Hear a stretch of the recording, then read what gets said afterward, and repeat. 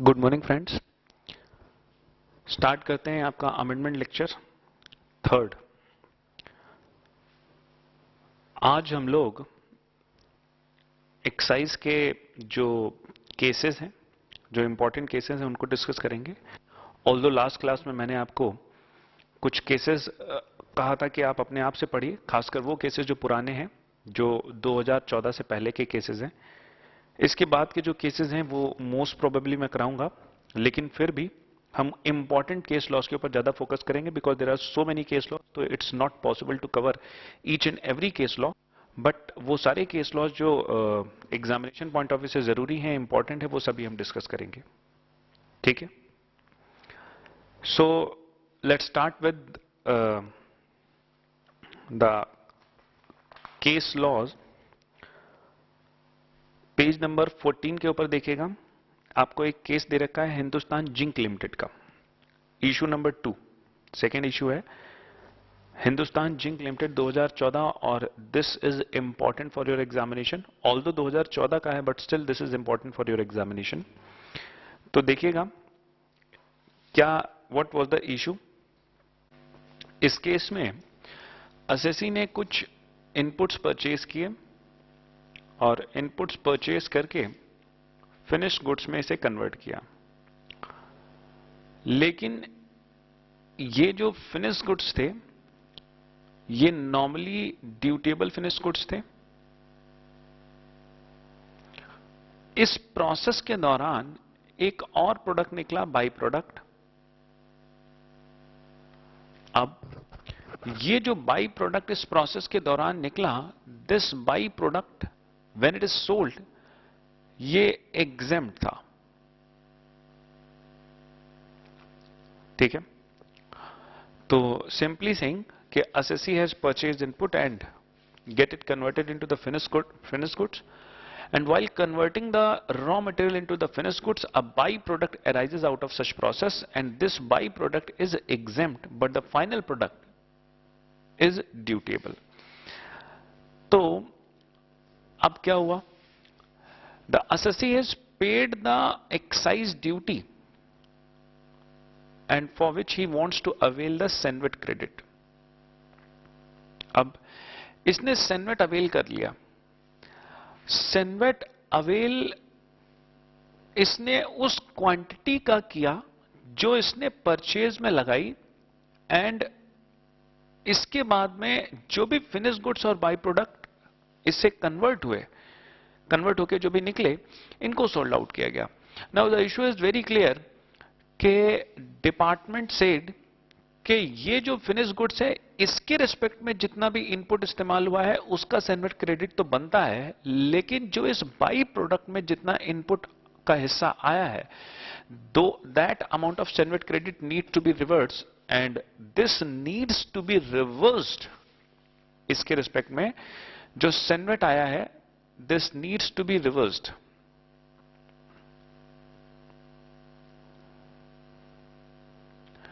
लेकिन ये किस रूल में होगा, under rule number 6, because rule 6 कहता है कि अगर फाइनल प्रोडक्ट एग्जेम्प्ट है तो इनपुट के ऊपर ड्यूटी नहीं मिल सकती। ऑल्दो यहां पर फाइनल प्रोडक्ट ड्यूटेबल है, इनपुट के ऊपर क्रेडिट मिल सकता है, और यहां पर इशू इज समहाउ डिफरेंट, जहां पर कहा गया कि फाइनल प्रोडक्ट नहीं बल्कि बाई प्रोडक्ट एग्जेम्प्ट है। बाई प्रोडक्ट एग्जेम्प्ट है, और अगर बाई प्रोडक्ट एग्जेम्प्ट होगा तो भी क्या rule 6 as it is apply करेगा, और इसके रिस्पेक्ट में जो यूज होने वाला इनपुट है उसके ऊपर सेनवेट क्रेडिट रिवर्स हो जाएगा।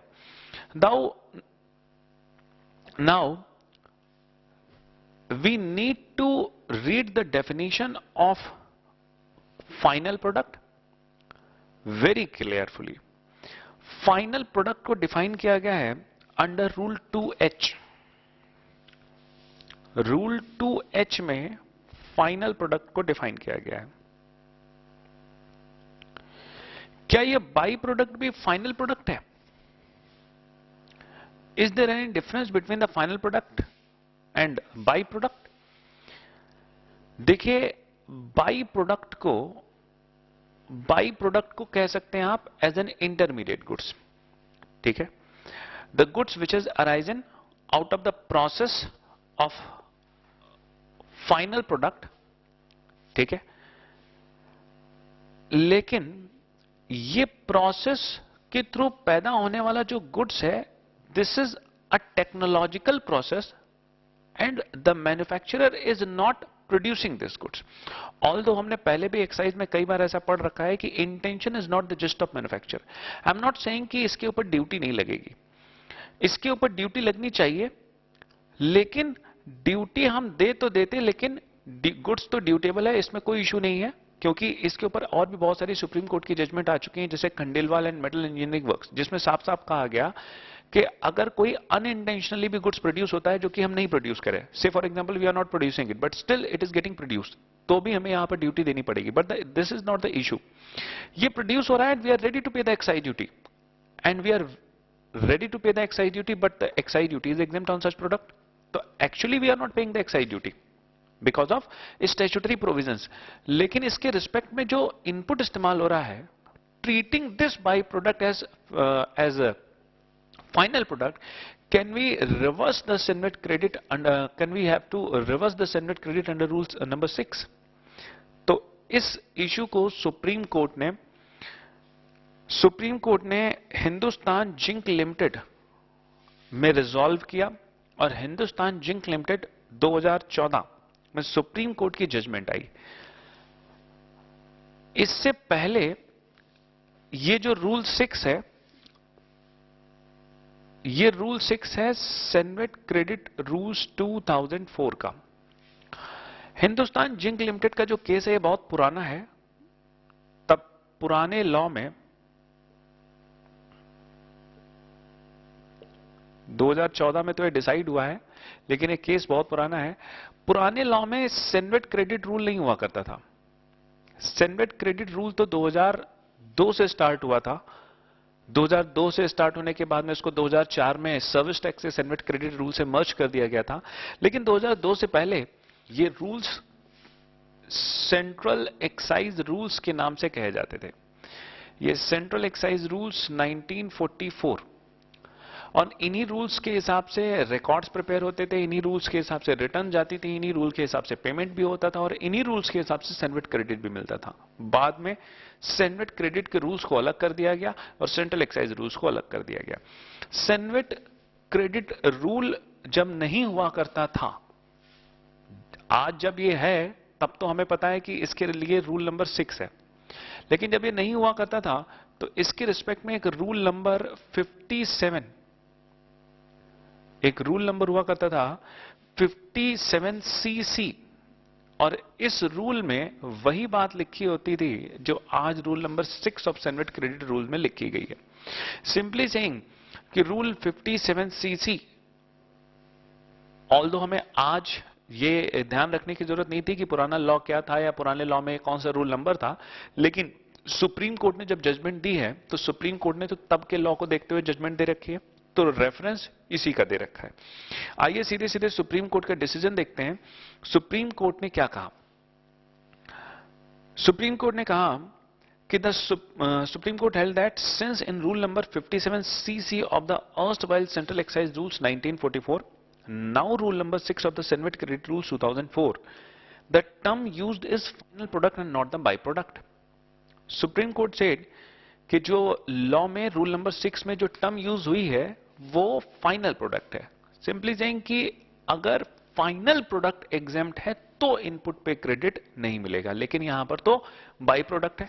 तो रूल 6 में जो वर्डिंग यूज हो रही है वो फाइनल प्रोडक्ट की हो रही है। और फाइनल प्रोडक्ट और बाई प्रोडक्ट क्या ये दोनों अलग अलग हैं? सुप्रीम कोर्ट सेज ये तो लॉ खुद कहता है कि ये दोनों अलग हैं। And the said rule cannot be applied in case of byproduct when the such product emerged as a technological necessity. अपने आप निकल रहा है। If the revenues argument is accepted, it would amount to equating the byproduct with the final product and thereby obliterating. Obliterate करना मतलब हटा देना, delete कर देना। Thereby obliterating the difference between difference though recognized by the legislation itself. तो supreme court ने कहा कि अगर हम रेवेन्यू की बात माने, डिपार्टमेंट की बात माने, तो इसका मतलब क्या हो गया, फिर तो फाइनल प्रोडक्ट और बाई प्रोडक्ट में कोई अंतर ही नहीं निकलेगा, जबकि लॉ ने खुद फाइनल प्रोडक्ट और बाई प्रोडक्ट में अंतर कर रखा है। तो इस प्रिंसिपल्स को अप्लाई करते हुए सुप्रीम कोर्ट ने कहा कि रूल नंबर 6 में ये क्लियर कट जो बात लिखी हुई है वो सिर्फ फाइनल प्रोडक्ट के लिए लिखी है, ना कि बाई प्रोडक्ट के लिए। In other words, by product अगर एग्जेम्प्ट होगा तो उसके रेस्पेक्ट में यूज होने वाला इनपुट का क्रेडिट आपको मिल जाएगा, ठीक है। और अगर फाइनल प्रोडक्ट एग्जेम्प्ट होगा तो रूल 6 के हिसाब से आपको क्रेडिट नहीं मिल सकता। ये एक इंपॉर्टेंट जजमेंट है, बिकॉज इसमें ये नई रूलिंग आई है, ऐसा इशू पहले रेज नहीं हुआ था, तो therefore this is important for your examination. इसके बाद में एक नेक्स्ट इशू है, ये भी सेनवेट से रिलेटेड है।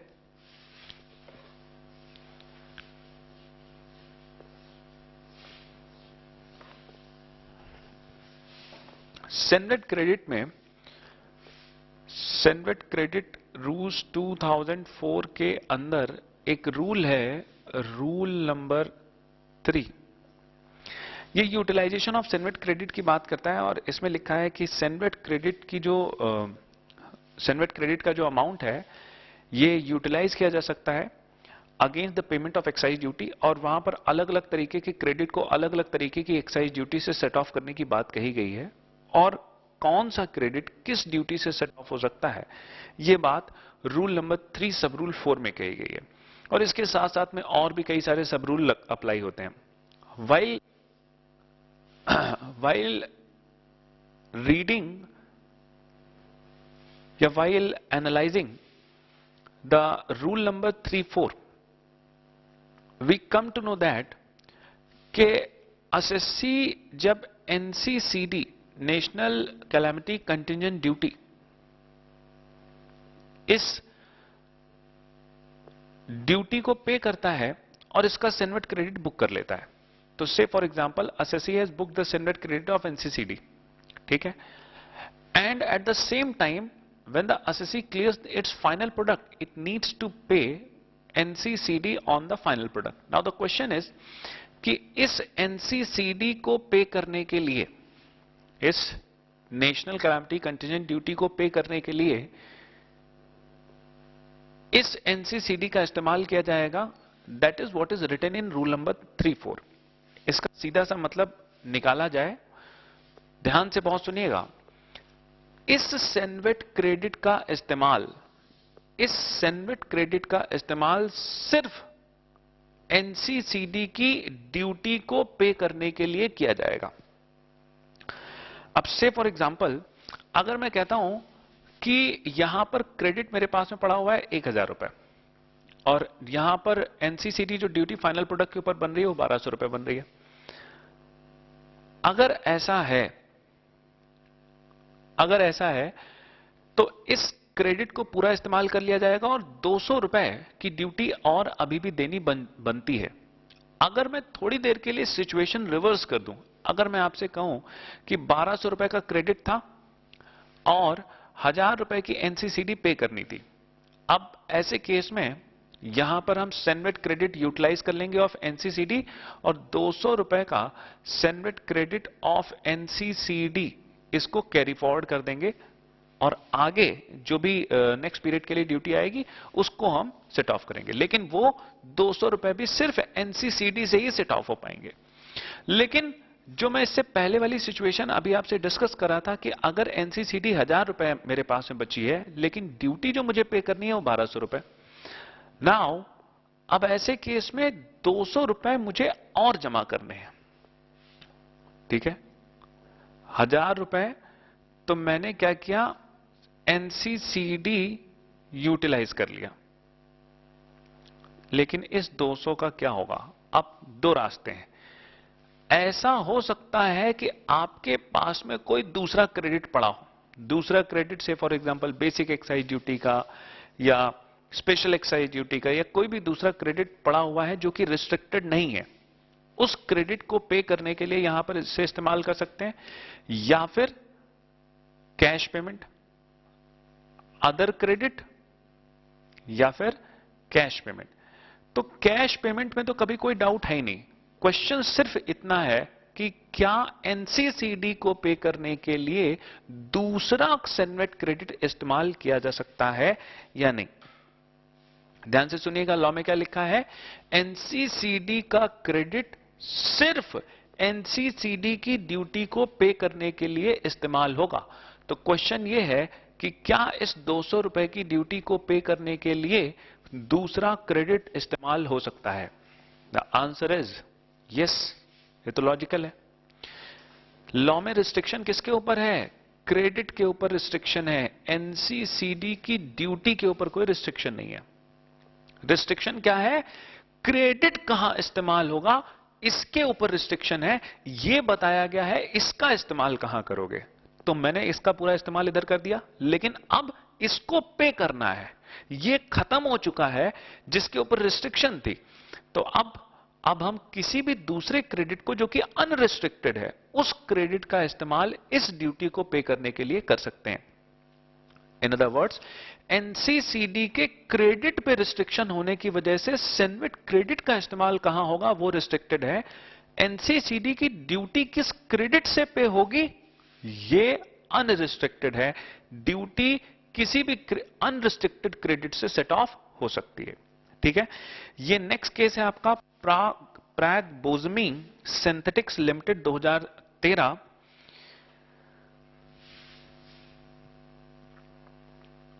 थर्ड इशू है, can the CENVAT credit of duties other than NCCD to be used to pay NCCD.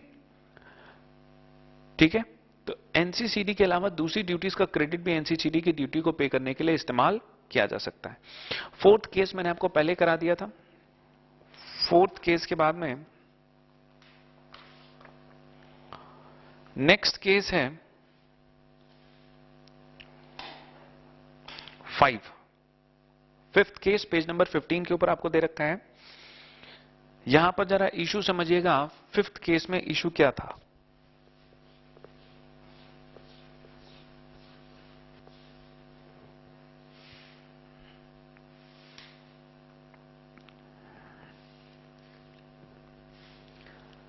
Assessee has purchased input से फाइनल प्रोडक्ट, इनपुट से गुड्स की प्रोसेसिंग हो रही थी, प्रोसेसिंग होने के बाद में goods gets converted into finished product. अब इनकी जो फैक्ट्री है, इस फैक्ट्री में आग लग गई। ध्यान से सुनिएगा, फैक्ट्री में आग लग गई और अगर मैं आपसे कहता हूं फिनिश प्रोडक्ट जल गए, फिनिश प्रोडक्ट डिस्ट्रॉय हो गए, तो फिनिश प्रोडक्ट डिस्ट्रॉय होने पे पहला सवाल, क्या फिनिश प्रोडक्ट बनते ही एक्साइज ड्यूटी लेवी हो गई थी? The answer is yes. Excise duty gets levied immediately on the production of final product. ठीक है, इसका मतलब यहां पर एक्साइज ड्यूटी लेवी हो चुकी थी, और चूंकि एक्साइज ड्यूटी लेवी हो चुकी थी तो अब क्या इस एक्साइज ड्यूटी से बचने के लिए, क्योंकि गुड्स तो चले गए, अब इससे बचने के लिए हम क्या कर सकते हैं, we need to claim remission. हम यहां पर रेमिशन क्लेम करते हैं, और रेमिशन किस रूल में क्लेम किया जाता है? Remission is to be claimed under rule number 21 of central excise rule. Remission rule 21 में क्लेम करते हैं। एंड अगर रेमिशन क्लेम करते हैं तो रेमिशन क्लेम करने का मतलब इस फिनिश प्रोडक्ट के ऊपर अब कोई ड्यूटी नहीं देनी है। This remission is granted subject to the condition, subject to the condition government को फाइनल प्रोडक्ट पे ड्यूटी नहीं मिल रही, तो ये input which is contained in this final product, आपने इस इनपुट का सेनवेट भी ले रखा है, सीसीआर अवेल कर रखा है। तो क्वेश्चन इज कि एक तरफ आपने सीसीआर भी अवेल कर लिया और दूसरी तरफ आपने फाइनल प्रोडक्ट के ऊपर ड्यूटी भी क्लेम कर ली, फाइनल प्रोडक्ट के ऊपर ड्यूटी भी रेमिशन क्लेम कर ली, या ड्यूटी भी वेव करा ली। तो गवर्नमेंट क्या कहती है कि इसका सेनवेट जो अवेल कर चुके थे इसको रिवर्स करना पड़ेगा, इसको रिवर्स करना पड़ेगा under rule number 35C of cenvat credit rules 2004। ये ऑलरेडी रूल है, इसमें कोई मैं नई बात आपको नहीं बता रहा, ये पहले से रूल है कि रूल 21 में रेमिशन क्लेम होता है when the goods gets destroyed, और जब जब रेमिशन क्लेम होता है तब तब इस फाइनल प्रोडक्ट के अंदर जो इनपुट है उस इनपुट के ऊपर सेनवेट क्रेडिट को रिवर्स कर दिया जाता है। This reversal is made under rule number 35C। लेकिन इशू तो कुछ और ही है। इशू ये है कि WIP डिस्ट्रॉय हो गया, WIP डिस्ट्रॉयड हो गया, and if WIP is destroyed तो अगेन ड्यूटी क्या मिलेगी गवर्नमेंट को? नहीं। अब इशू को बहुत ध्यान से आपको समझना है। पहला सवाल, WIP डिस्ट्रॉय होने से क्या एक्साइज ड्यूटी लेवी हो चुकी थी? एक्साइज ड्यूटी तो लेवी नहीं हुई थी। लेवी क्यों नहीं हुई थी? Since the goods were not manufactured. जब तक 3 कंडीशन सेक्शन 3 की पूरी नहीं हो जाती तब तक एक्साइज ड्यूटी लेवी नहीं हो सकती। यानी कि excisable goods must be manufactured in India. ये तीनों बातें यहां पर पूरी नहीं हो रही थी, तो सेक्शन 3 की कंडीशन पूरी ना होने की वजह से excise duty not levied. Levy नहीं तो ड्यूटी का कोई मतलब नहीं, ड्यूटी का कोई मतलब नहीं तो रेमिशन का कोई मतलब नहीं। ना ड्यूटी है ना रेमिशन है। ठीक। अब क्वेश्चन ये है, इस पे ड्यूटी दी नहीं, क्यों? क्योंकि बनती नहीं थी। इस पे ड्यूटी भी नहीं दी थी, क्यों? क्योंकि बनती थी लेकिन बनने के बाद में रेमिशन क्लेम कर लिया था। नाउ द क्वेश्चन इज कि इसके रिस्पेक्ट में भी तो हमने जो इनपुट खरीदे हैं उनके ऊपर सेनवेट अवेल कर रखा है। ये सेनवेट अवेल्ड है उस इनपुट का विच is contained in the final product, which is contained in the final product. Now I am talking about कि वो वाले इनपुट जो यहां WIP में पड़े हुए हैं, उस इनपुट का क्या होगा? क्या उनके ऊपर भी सेनवेट को रिवर्स करना पड़ेगा या फिर ये इनपुट बच जाएगा? बिकॉज इस इशू के ऊपर लॉ में कुछ भी नहीं लिखा।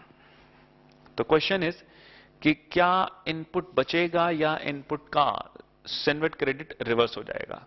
लॉ में इनकी रिवर्सल के बारे में कुछ नहीं लिखा, फाइनल प्रोडक्ट के ऊपर तो लिखा है। नाउ द क्वेश्चन इज कि इनपुट क्या होता है? We need to know the definition of input. What is input? Input क्या है?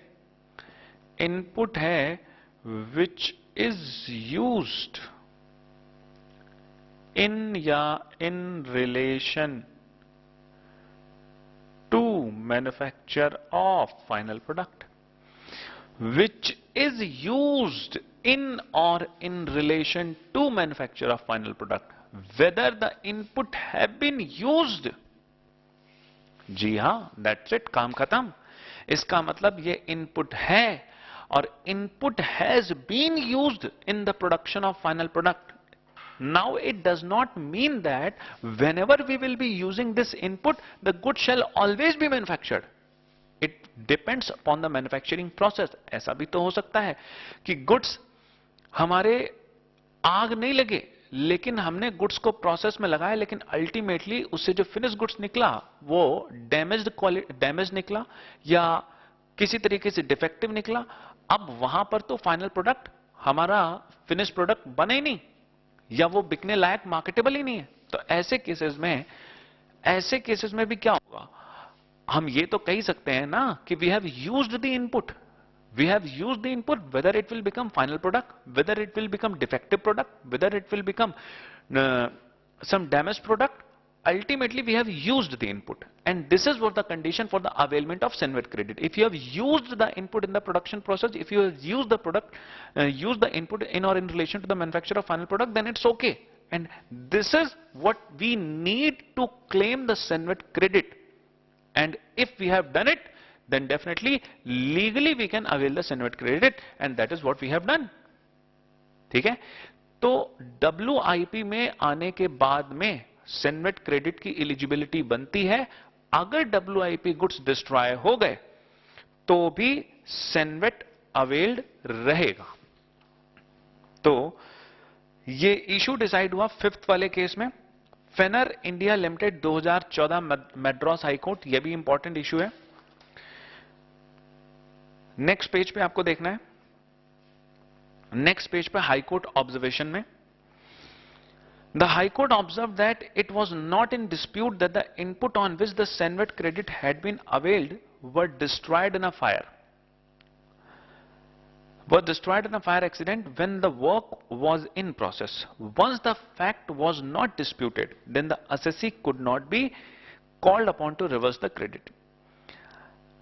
The High Court placed the reliance upon the view taken by Gujarat High Court. ये issue किस high court में decide हो रहा है? मैड्रास हाई कोर्ट में।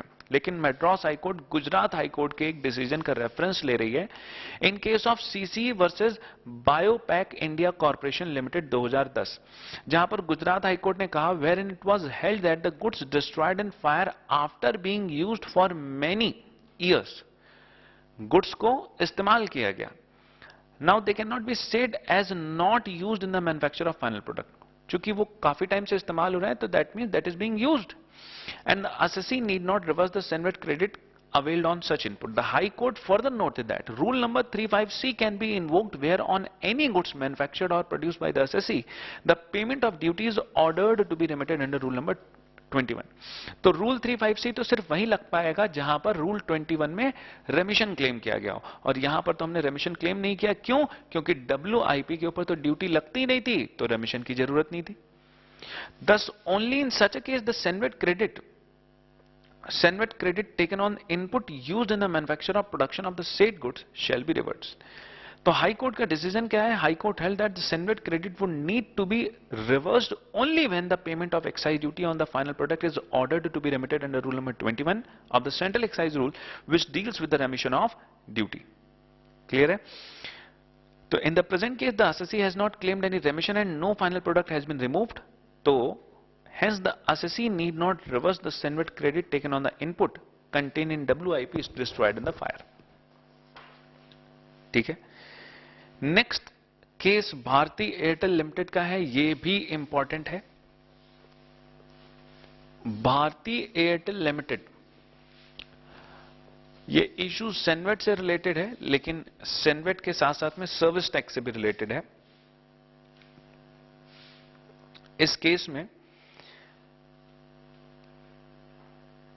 Case में क्या हुआ कि आप जानते हैं भारतीय एयरटेल लिमिटेड ये तो सर्विस प्रोवाइडर है, और जिस तरीके से मैन्युफैक्चरर अपने इनपुट पे क्रेडिट बुक कर सकता है, उसी तरीके से सर्विस प्रोवाइडर भी अपने इनपुट के ऊपर क्रेडिट बुक कर सकता है। मैन्युफैक्चरर इनपुट कैपिटल गुड और इनपुट सर्विसेज पे क्रेडिट बुक करता है, सर्विस प्रोवाइडर भी इनपुट कैपिटल गुड और इनपुट सर्विसेज के ऊपर क्रेडिट बुक कर सकता है। नाउ यहां पर जो भारती एयरटेल लिमिटेड है ये अपना नेटवर्क बना रहे हैं। इन्होंने क्या किया? इन्होंने एक टावर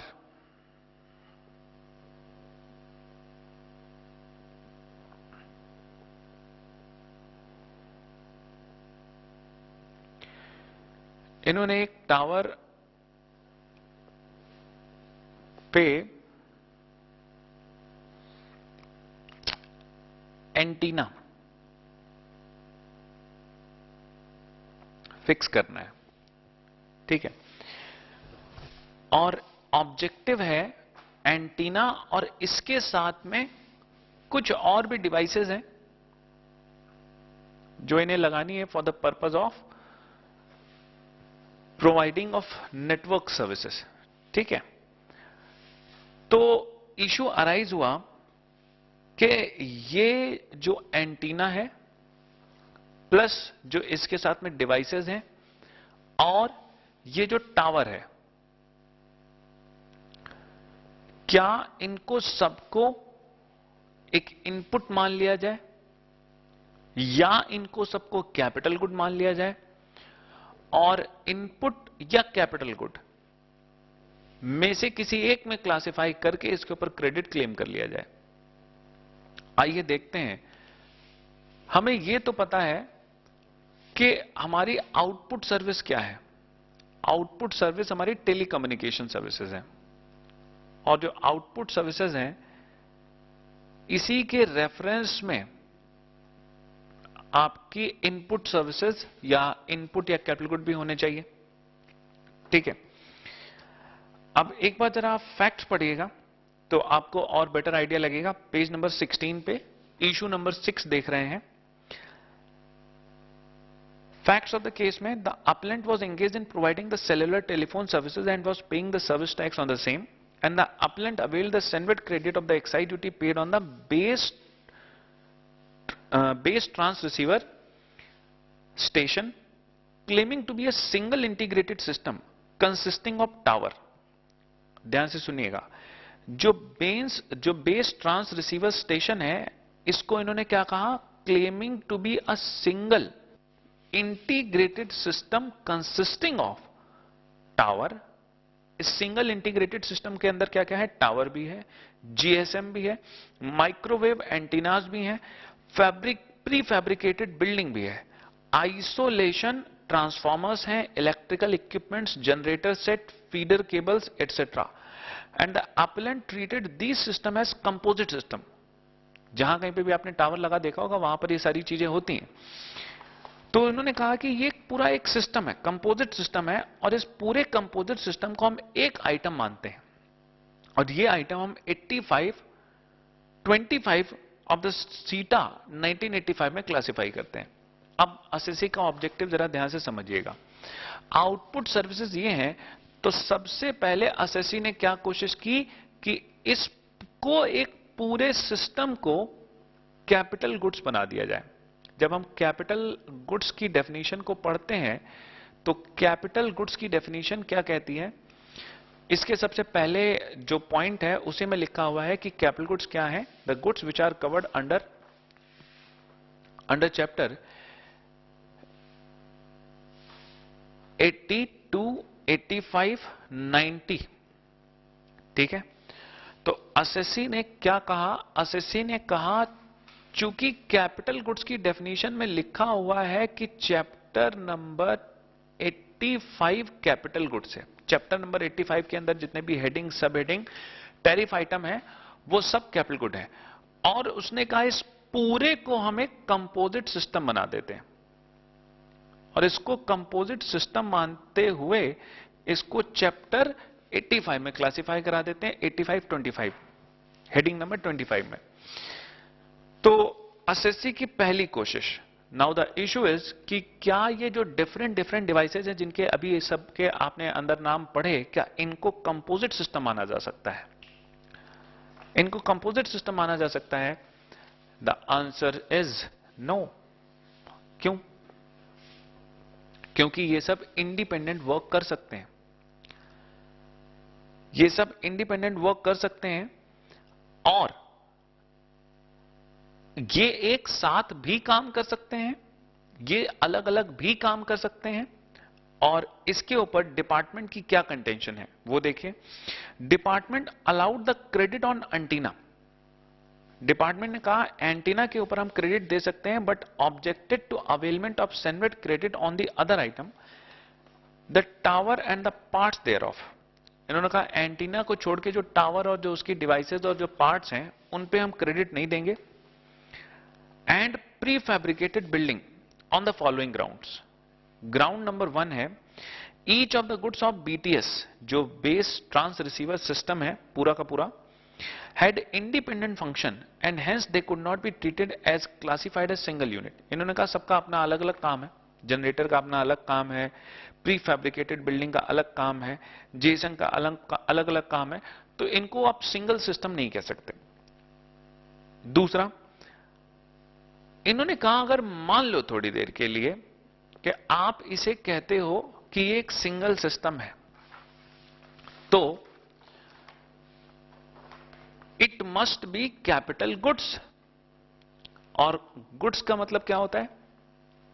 गुड्स का मतलब शुरुआत से हम लोग पढ़ रहे हैं which is movable and which is marketable. अगर ये गुड्स है तो ये तो इमूवेबल हो चुका है, बिकॉज टावर जैसे ही फिक्स होगा ये इमूवेबल हो जाएगा, therefore it can't be treated as goods. जब गुड्स ही नहीं है तो कैपिटल गुड्स की बात ही छोड़ दीजिए आप। ठीक है, तो ये कैपिटल गुड कैसे हो सकता है? और चूंकि गुड्स ही नहीं है तो इसके ऊपर सेनवेट क्रेडिट का कोई मतलब ही नहीं बनता, क्योंकि इसका पहले कैपिटल गुड्स होना जरूरी है। तो ये डिपार्टमेंट की दूसरी कंटेंशन। तीसरी बात ये, अच्छा दूसरा पहले पॉइंट पढ़ लीजिए। Tower was fix to the earth and after its installation became immovable and therefore could not be set to the goods even in CKD और एसकेडी कंडीशन। सीकेडी एसकेडी मतलब सेमी नॉकडाउन या completely knockdown. Knockdown क्योंकि शुरुआत में तो knockdown होता है, बाद में वहां पर असेंबल करके बनाया जाता है। तो सेमी नॉकडाउन या नॉकडाउन कंडीशन में the tower and the part thereof would fall under chapter number 7308। यानी कि जब ये नॉकडाउन कंडीशन में आए होंगे ओरिजिनली, तब ये चैप्टर 73 में थे, और चैप्टर 73 कैपिटल गुड्स की डेफिनेशन में कहीं पे भी आता नहीं है। तो देयरफॉर ये कैपिटल गुड नहीं हो सकते। Chapter 7308 of the central excise tariff act which is not specified in clause 1 of rule 2A। इसका मतलब कैपिटल गुड्स की डेफिनेशन में नहीं आता, क्योंकि कैपिटल गुड की डेफिनेशन आपकी रूल नंबर 2A में दी गई है।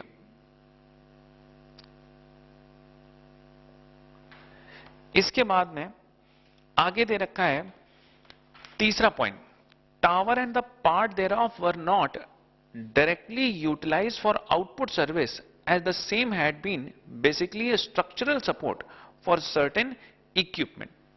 इन्होंने कहा हमारी जो सर्विसेज हैं, इस सर्विसेज में ये डायरेक्टली इस्तेमाल नहीं हो रहा है, मतलब इसको इन्वॉल्व करके सर्विसेज नहीं दी जा रही हैं। हां, ये हमारी सर्विसेज को प्रोवाइड करने के लिए सपोर्ट दे रहा है, ये हमारी सर्विसेज को प्रोवाइड करने के लिए एक स्ट्रक्चरल सपोर्ट दे रहा है, लेकिन इसको यूज करके सर्विसेज नहीं दी जा रही है। क्योंकि ये डायरेक्ट नहीं है तो भी इसका रीजन नहीं बनता, हालांकि ये इतना स्ट्रांग पॉइंट नहीं बनता। लेकिन पहले दो पॉइंट जो डिपार्टमेंट के हैं बड़े स्ट्रांग। अब अपीलेंट यानी कि असेसी क्या कहता है? The appellate contended that the goods in the question were clearly covered with in the ambit of the definition of capital good. इसने कहा हम तो कहते हैं ये कैपिटल गुड है और रूल 2A में ही कवर हो रहा है, क्योंकि वो इसे क्या कह रहा है? Composite system. The appellate submitted that tower is an accessory of antenna and that without tower the antenna can not be installed and as such the antenna cannot function and hence the tower should be treated as a part of component of the antenna। अब ये देखिए assessee क्या कर रहा है, वो कह रहा है एंटीना जो है ये मेन है, ठीक, and tower is the part of antenna. अभी तक आपने इसका उल्टा सुना होगा, अभी तक आपने सुना होगा antenna is a part of tower. Assessee आज उल्टा बोल रहा है, वो कह रहा है tower is a part of antenna, कह रहा tower is a part of antenna. लेकिन अभी तक हम इसका उल्टा सुनते हैं।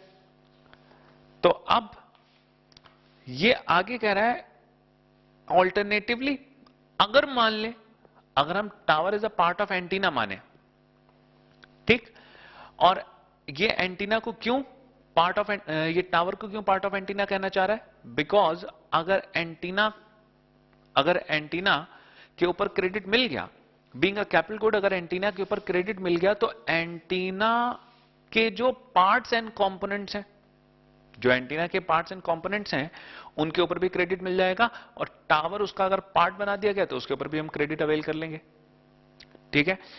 तो देयरफॉर द असेसी सेइंग कि जब डिपार्टमेंट ने एंटीना के ऊपर क्रेडिट दे दिया है तो जो इसके पार्ट्स, जो इसकी डिवाइसेस और जो टावर्स वगैरह हैं उनके ऊपर भी क्रेडिट मिल जाना चाहिए। असेसी कहता अगर मान लो थोड़ी देर के लिए कि कैपिटल गुड नहीं भी निकला, थोड़ी देर के लिए हमारा अगला जो पॉइंट ऑफ डिस्प्यूट है, अगर मान लो उसको थोड़ी देर के लिए कहते हैं this is not a capital good. अब ये कहते हैं अगर कैपिटल गुड नहीं है तो ये इनपुट है। अब नाउ द क्वेश्चन इज कि व्हाट इज इनपुट? इनपुट क्या होता है? Input is used, input is something which is used in or in relation to the manufacture of final product या फिर प्रोविजन ऑफ आउटपुट सर्विस। तो अब issue आया क्या ये इनपुट है? तो आगे उन्होंने कहा alternatively the goods in question would fall within the definition of input under rule number 2K since the towers and the shelters were received in knockdown condition।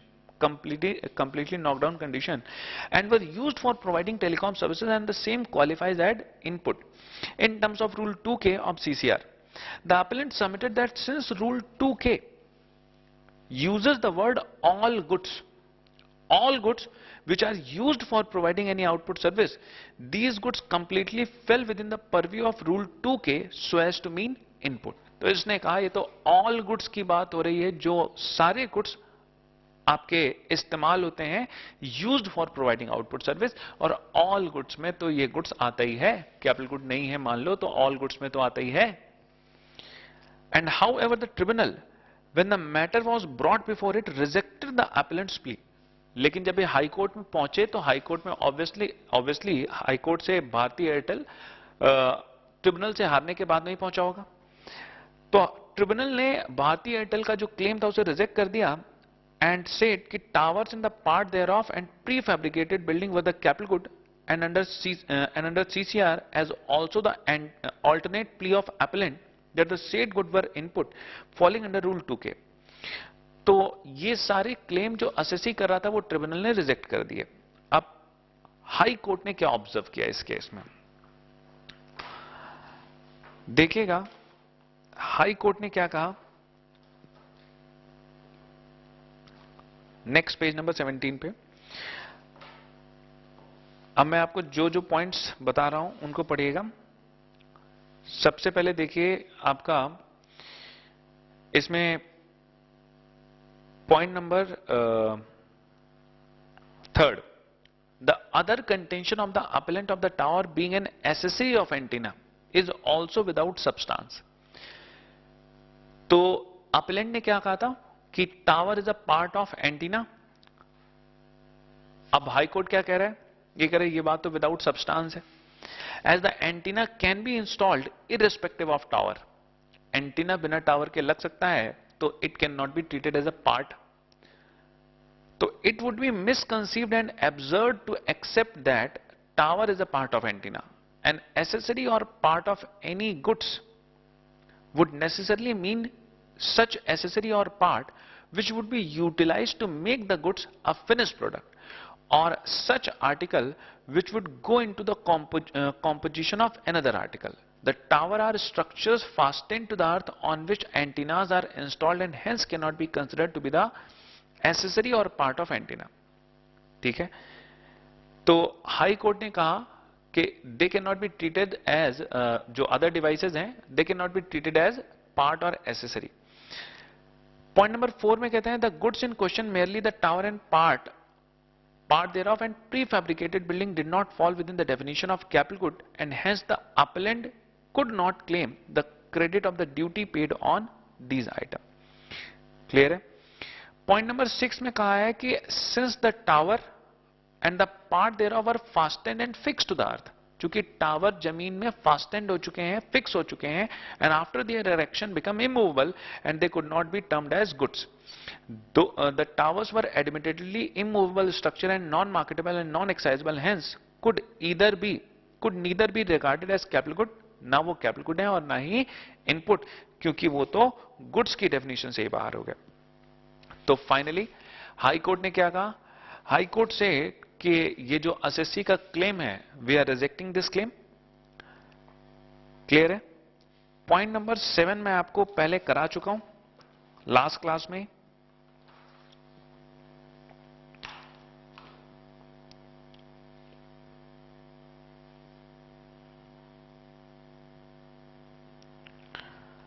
इसके बाद में पॉइंट नंबर 9, नहीं पहले 8 पे आ जाइए, पेज नंबर 18 पे. 8 जो issue है ये इशू पुराना है, ऑल्दो 2015 में एक नए नाम से आया है स्टेट लिमिटेड, लेकिन ये इशू काफी पुराना है. सेंट्रल एक्साइज में एक रूल है प्रोविजनल असेसमेंट का, रूल 6 है. रूल 6 है सेल्फ असेसमेंट का.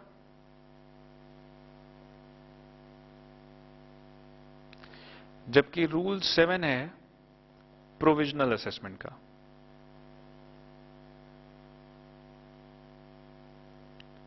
प्रोविजनल असेसमेंट में क्या होता है? For the purpose of making an assessment और for the purpose of calculation of duty, what we need to do, we need the assessable value into rate of duty. हमें दो चीजें चाहिए, वैल्यू और रेट। अगर एक भी इशू क्लियर नहीं है तो we can not self assess the excise duty, अगर हमें वैल्यू नहीं पता है या हमें रेट नहीं पता है। अगर इन दोनों में से कोई भी एक इशू क्रिएट होता है या एक इशू की वजह से हम सेल्फ असेसमेंट नहीं कर पाते, then we have the option of provisional assessment. Provisional assessment हम अपने आप नहीं करते, प्रोविजनल असेसमेंट के लिए will have to apply to AC DC. हम असिस्टेंट कमिश्नर, डिप्टी कमिश्नर को अप्लाई करते हैं for the purpose of making a provisional assessment. और यहां पर प्रोविजनल असेसमेंट के एप्लीकेशन देने के बाद में ऑफिसर आपको प्रोविजनल असेसमेंट अलाउ करता है, और जितने रेट से वो ड्यूटी देने के लिए कहता है उतने रेट से हम ड्यूटी दे देते हैं। Say for example we are confuse कि जो रेट ऑफ ड्यूटी है वो हमारे प्रोडक्ट के ऊपर 10% लगेगी या 12% लगेगी। अब इस इशू को लेकर हम प्रोविजनल असेसमेंट के लिए अप्लाई करते हैं, और जो एसीडीसी है ये कहता है let's make the payment of 10% of duty, बाकी बाद में देखा जाएगा।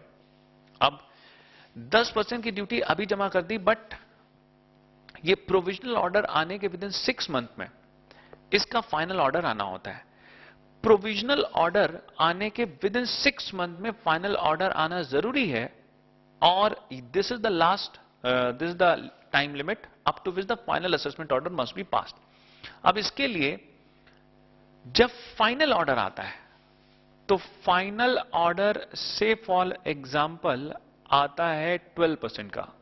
अब नाउ वी नीड टू पे 2% differential excise duty, and not only excise duty but also the interest on such 2% because of delay on the payment of excise duty. ठीक है? This interest of 18% is paid क्यों? Because of delay in payment of excise duty, and this liability of 2% of excise duty has arisen out of the final order. This liability of 2% of excise duty has arisen out of final order.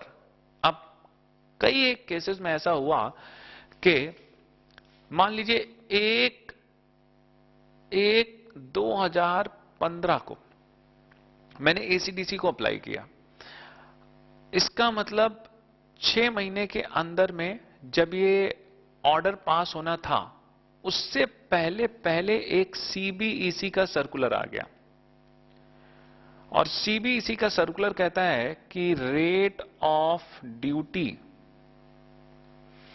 CBEC का circular कहता है कि rate of duty 12% लगेगी। अब मुझे पता है कि सीबीईसी का सर्कुलर ऑफिसर के ऊपर बाइंडिंग है, और अगर ये ऑफिसर के ऊपर बाइंडिंग है तो आज नहीं तो कल ये 12% का ही ऑर्डर पास करेगा। तो मैंने कहा कि 2 महीने बाद सर्कुलर आ गया है तो क्यों 6 महीने ऑर्डर आने का इंतजार करें, ऐसा करते हैं कि 2 महीने के बाद में ही ड्यूटी अपने मन से जमा करा देते हैं। और मैंने 2 महीने के बाद में ड्यूटी अपने मन से ही जमा करा दी on the basis of the CBEC circular, because I know very well कि ऑर्डर यही आएगा, और यही हुआ। फाइनल ऑर्डर 12% पे आया, but I made the actual payment of duty, actual payment of duty, not because of order of ACDC. I have made the payment of excise duty voluntarily, अपने आप से। तो क्वेश्चन इज कि 2% की excise duty तो मैंने जमा कर दी। द क्वेश्चन इज कि is the assessee liable to pay the interest at the rate of 18% because of delay. तो this issue came up again in the case of C8 limited 2015 in Bombay high court, और Bombay high court ने वही decision दिया जो पहले से हम पढ़ते आ रहे हैं। बॉम्बे हाई कोर्ट सेड कि since this 2% of excise duty is paid by assessee but not because of final order but voluntarily, और चूंकि फाइनल ऑर्डर की कॉन्सिक्वेंटली ये 2% की ड्यूटी अराइज नहीं हुई है, तो therefore this 2% will not be needed will not be, this 2% needs not to be paid along with the interest. If the assessee pays only 2% excise duty, तो it will be sufficient. तो देखिएगा, ये case आ रहा है आपका C8 limited का page number 18 के ऊपर, पेज नंबर 18 पे सीधे हाई कोर्ट की ऑब्जर्वेशन देखेंगे आप. The High court observed that on the finalization of provisional assessment, it is possible that the duty liability determined is more than the required in the provisional assessment.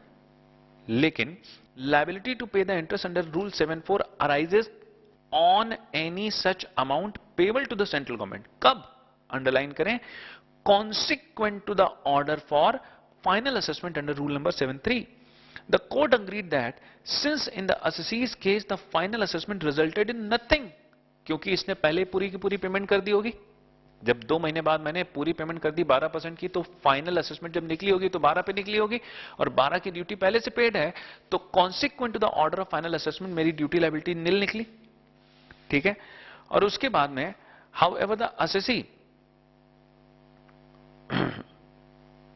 the court agreed that since in the assessee's case the final assessment resulted in nothing due and payable to the government, later part of Rule 74 was not attracted.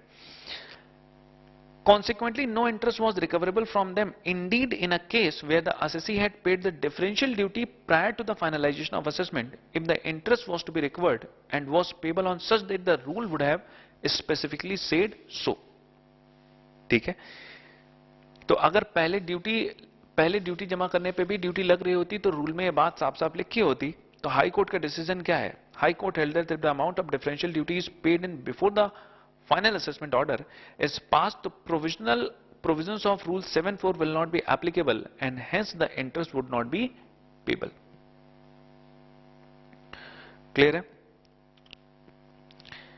इसके बाद में जो next issue है, ये जो 8वां issue था, ये तो इंपॉर्टेंट इतना नहीं है, लेकिन 9th इशू अब मैं जो आपको करा रहा हूं, this is important, rather this is most important.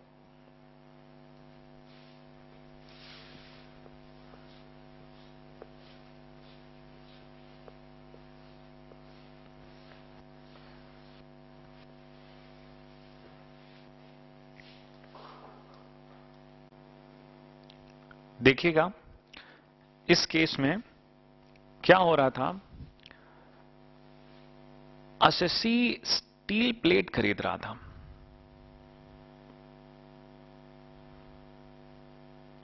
और ये लार्ज साइज की स्टील प्लेट्स हुआ करती थी. जिसको ये परचेज करता है, इनकी कटिंग साइजिंग करता है और इसके बाद में इनको स्मॉलर स्टील प्लेट्स में कन्वर्ट कर देता है. और ये स्मॉलर स्टील प्लेट किसी एक स्पेसिफिक साइज की नहीं है, ये कस्टमाइज्ड है. ये कस्टमाइज्ड है और कस्टमर्स की जो रिक्वायरमेंट है उसके हिसाब से है. जैसे ऑर्डर आता है, जैसा कस्टमर साइज बताता है, उस हिसाब से कस्टमर के लिए ये स्टील प्लेट को काट के दे देता है. और इस प्रोसेस को मार्केट में एक स्पेसिफिक नाम से जाना जाता है, इसको बोलते हैं प्रोफाइल कटिंग. ये प्रोफाइल कटिंग है. और ये जो प्रोफाइल कटिंग का प्रोसेस है, ये प्रोसेस आपका मैन्युफैक्चर है या नहीं है, अब इसके बारे में आपको जरा सोचना है. What is manufacture? मैन्युफैक्चर को हम लोग कैसे डिफाइन करते हैं? मैन्युफैक्चर क्या है या नहीं है, इसकी डेफिनेशन 2 तरीके से निकाली जाती है. एक तो नॉर्मल प्रिंसिपल और दूसरा जो सेक्शन 2F है. नॉर्मल प्रिंसिपल या जिसको manufacture on the first principle कहते हैं, इसमें जो क्रक्स निकलता है वो ये कि अगर किसी प्रोडक्ट में प्रोसेस करने से, किसी गुड्स के ऊपर प्रोसेस करने से अगर उसका यूज बदल जाए तो ये मैन्युफैक्चर हो जाता है. और सेक्शन 2F के अंदर 3 क्लॉज हैं, 2F1, 2F2 या 2F3. ये इंक्लूसिव डेफिनेशन है. जो इंक्लूसिव डेफिनेशन पहले कहती है कोई इंसिडेंटल या एंसिलरी प्रोसेस होना चाहिए, तो ये मैन्युफैक्चर हो जाएगा। दूसरे केस में कहा गया ये डीम्ड मैन्युफैक्चर बना देंगे by specifically stating into the chapter note और the section note into the CETA second schedule.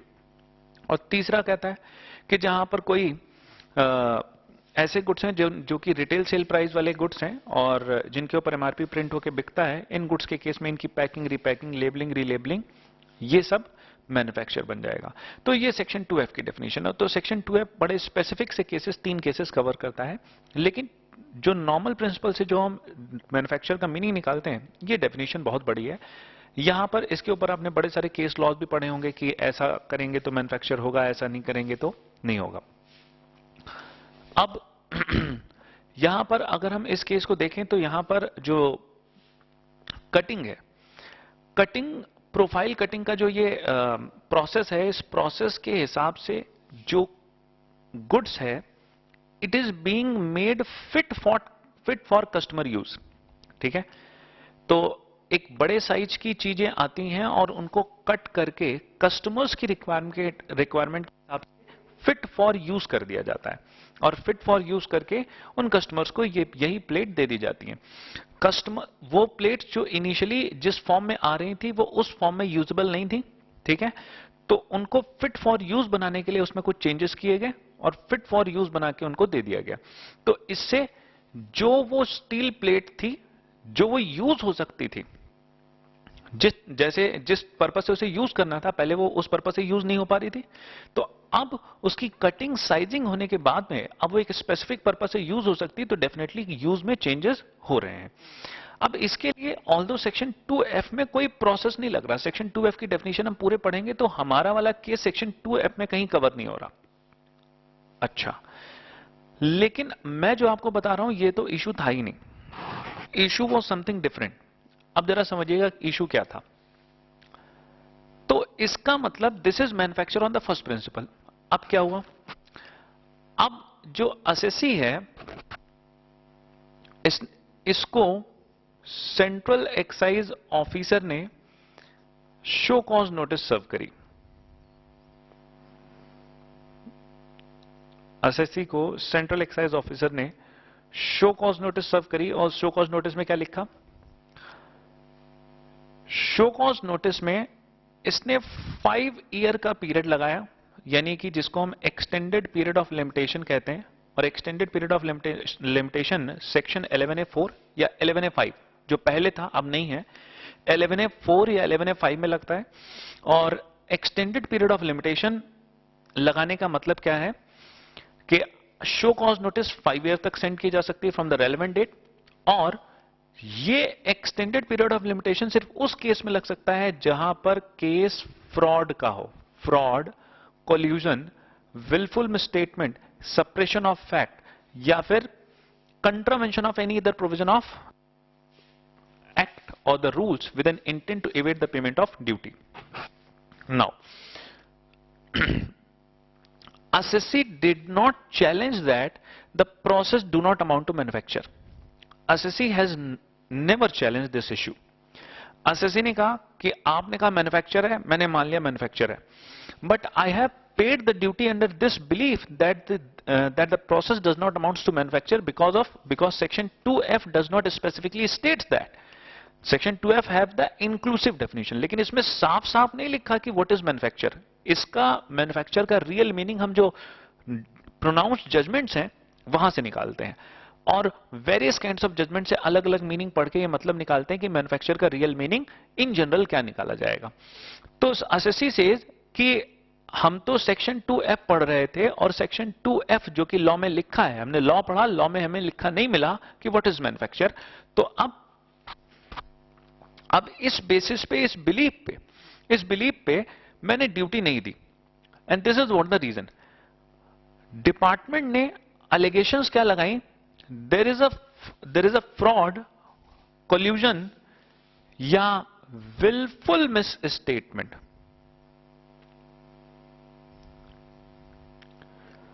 जानबूझ के गलती की गई या सप्रेशन ऑफ फैक्ट, यानी कि डिपार्टमेंट 5 साल का एक्सटेंडेड पीरियड ऑफ लिमिटेशन इस 2 बेसिस पे लगा रहा है कि फैक्ट छुपाए गए हैं, सप्रेस किए गए हैं, और साथ साथ में जानबूझ के विलफुल स्टेटमेंट हुआ, गलत बात बताई गई। तो अब जो असेसी है, he did not challenge the issue के that the process does not amounts to manufacture. क्यों? क्योंकि अगर ये बोनाफाइडी केस होगा तो बोनाफाइडी केस में क्या होगा ज्यादा से ज्यादा? तो बोनाफाइडी केस में पहली बात, अगर बोनाफाइडी केस होगा तो ये 1 ईयर तक की शो कॉज नोटिस इशू की जा सकती है, और आफ्टर 1 ईयर इसको शो कॉज नोटिस इशू की गई थी, तो अब ये तो वैसे बच के निकल जाएगा, बिकॉज शो कॉज नोटिस ही गलत इशूड है, और शो कॉज नोटिस अगर गलत इशूड है तो केस वैसे ही क्लोज हो जाएगा। ठीक है, क्योंकि गलत शो कॉज नोटिस के बेसिस पे ऑर्डर भी गलत ही आएगा। तो देयरफॉर जो प्रोसेस है वो वाइड एब इनिशियो हो गया, बिकॉज जो प्रोसेस स्टार्ट हुआ वो गलत सेक्शन में स्टार्ट हुआ। ठीक है, और अगर मान लो 1 साल के अंदर भी शो कॉज नोटिस इसने इशू कर दी थी, तो अब क्या होगा? तब भी कोई दिक्कत वाली बात नहीं, क्योंकि अगर 1 साल के अंदर शो कॉज नोटिस इशू करी थी तो मैक्सिमम क्या होगा? ड्यूटी जमा कर देंगे अलॉन्ग विद इंटरेस्ट। जो मैंने रोक रखा था या जो मैंने इवेड किया था, ज्यादा से ज्यादा वही तो जाएगा मेरे पास, पेनल्टी तो जाने वाली नहीं। ठीक है, तो इन एनी केस असेसी का फायदा कहां पर था? इफ द असेसी प्रूव्स कि यहां पर एक्सटेंडेड पीरियड ऑफ लिमिटेशन नहीं अप्लाई होगा, बिकॉज जो प्रोसेस स्टार्ट किया गया है वो गलत शो कॉज नोटिस इशू की गई है।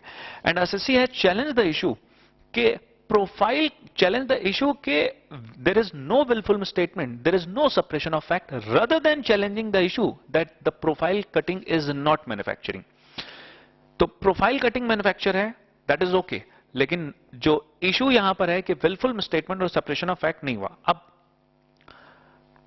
How the assessee will prove कि that there is no suppression of fact और विलफुल स्टेटमेंट? इसका मतलब अब असेसी अगर क्या ये लॉजिक देता है कि सेक्शन में लिखा नहीं था कि मैन्युफैक्चर क्या होता है तो हमें पता नहीं चला, ये तो कोई लॉजिक नहीं हुआ। बिकॉज सुप्रीम कोर्ट की कई जजमेंट हैं, और सुप्रीम कोर्ट की judgements law of the land होती हैं, और लॉ किसी को बताने की जरूरत नहीं होती, because law is known to everyone. ठीक है, तो आप ये नहीं कह सकते कि मुझे सुप्रीम कोर्ट की जजमेंट नहीं पता थी, इसमें क्यों नहीं लिखा। ठीक है, तो this is not the proper logic. तो अब there must be some proper logic जिसके बेसिस पे मैं ये प्रूव कर पाऊं कि there is no suppression of fact और द विलफुल स्टेटमेंट। अब असेसी ने क्या किया, एक पता नहीं कहां से एक कमिश्नर के लेवल का केस ढूंढ के लेके आया। ठीक है, और असेसी ने कहा कि सर देखिए ऐसा है कि ये प्रोफाइल कटिंग के जैसा ही इशू एक बार पुणे में अराइज हुआ था, और पुणे में एक असेसी है, इसका नाम है पायोनियर प्रोफाइल इंडस्ट्रीज। इसका नाम है पायोनियर प्रोफाइल इंडस्ट्रीज।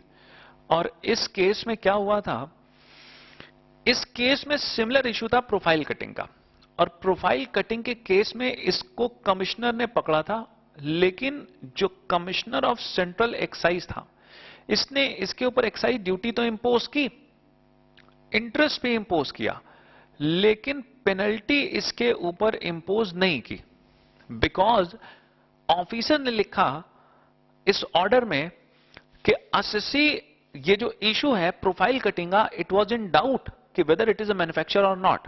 डाउट क्यों? क्योंकि कुछ कंफ्लिक्टिंग जजमेंट पहले कहीं आ रही होंगी, या सीबीईसी के सर्कुलर से कहीं कोई कंफ्लिक्टिंग इश्यूज निकल रहे होंगे।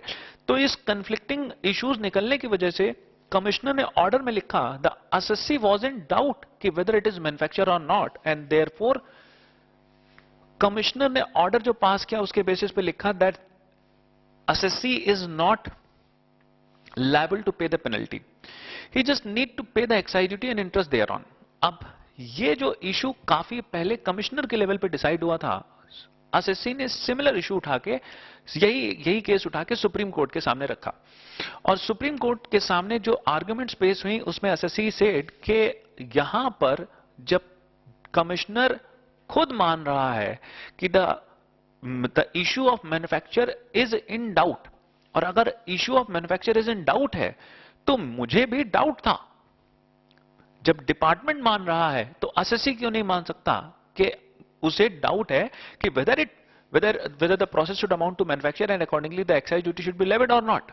तो अब असेसी सेड कि अगर ये डाउटफुल इशू था तो यहां पर सप्रेस मैं क्यों करूंगा? There is no suppression of fact, ठीक है, because it is open to everyone that the issue is doubtful, ठीक है। कोई कोई भी फैक्ट छुपाया नहीं गया है। It is known to everyone that the process of profile cutting is manufacture और not, it is doubtful and there is no wilful statement. मैंने कहीं नहीं कहा कि प्रोसेस इज नॉट मैन्युफैक्चर, मैंने कहीं नहीं कहा, शुरुआत से एंड तक कहीं ऑन रिकॉर्ड ये बात नहीं कही गई कि प्रोसेस इज नॉट मैन्युफैक्चर।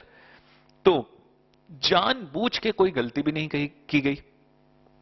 तो देयरफॉर इस केस में extended period of limitation apply नहीं होगा, ऐसा एसएससी ने कहा। एंड सुप्रीम कोर्ट ने क्या कहा, देखिए जरा।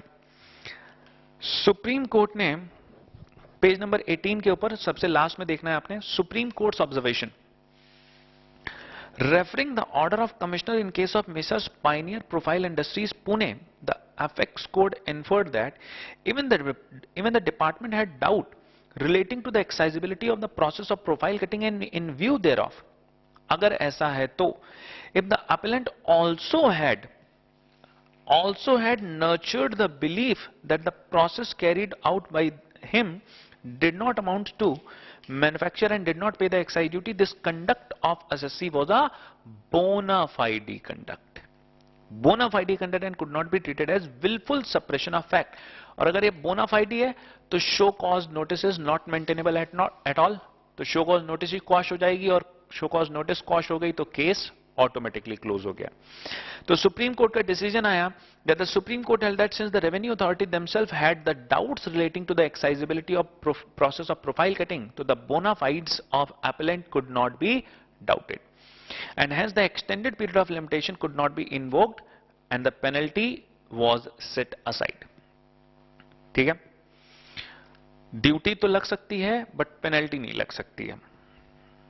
चलिए आगे देखिएगा, नेक्स्ट केस है इशू नंबर 10। ये इशू है, दिस इज नॉट इंपॉर्टेंट, तो मैं ना केस नंबर 10 करवा रहा हूं आपको और ना ही केस नंबर 11 करवा रहा हूं। ऑल्दो 11 लेटेस्ट 2015 का है, but still I will say कि एक बार आप इसे पढ़ लीजिएगा, but this is not important. 11 के बाद में 12th, 13th, 14th, 12th, 13 अपने आप से करिएगा, 14th मैं करा रहा हूं, ऑल्दो 14th पुराना है बट इंपॉर्टेंट है। तिकीतार इंडस्ट्रीज 2012 सुप्रीम कोर्ट, ये इशू ऐसा सिमिलर इशू आपके डीटी के पेपर में पहले पूछा जा चुका है, बिकॉज ऐसा सिमिलर इशू डीटी में भी है और ऐसी सिमिलर जजमेंट वहां पर भी आ चुकी है अंडर द सिमिलर सेक्शन। देखिए एक केस में क्या हुआ कि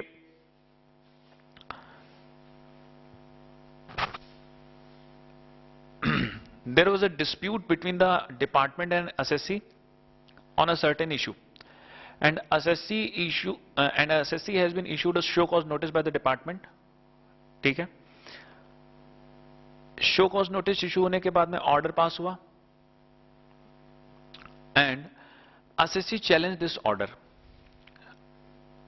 ऑर्डर पास हुआ, डिमांड रेज की गई,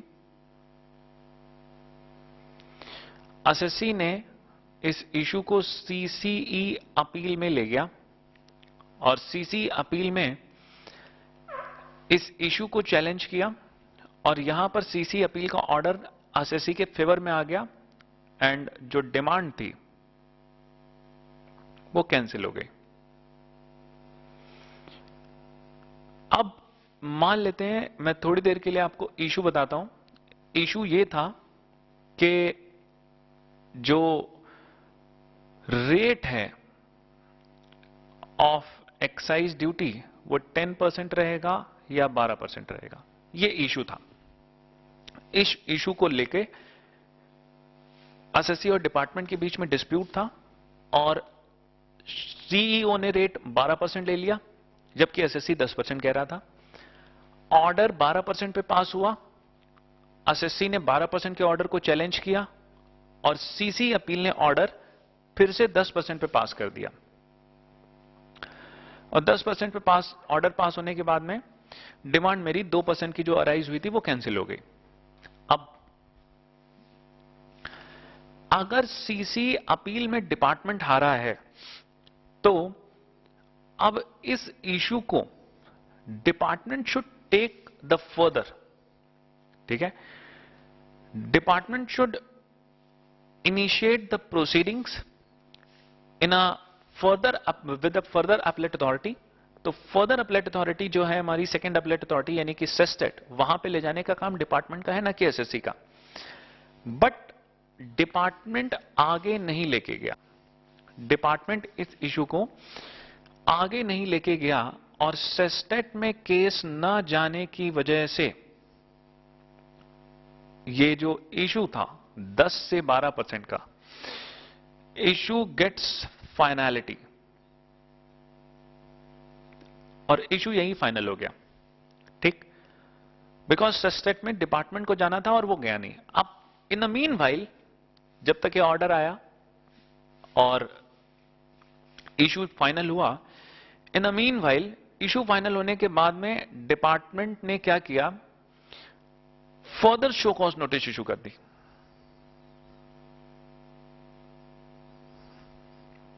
और कई सारी शो कॉज नोटिस इशू कर दी इसी इशू को लेकर के रेट 10 नहीं 12% होना चाहिए।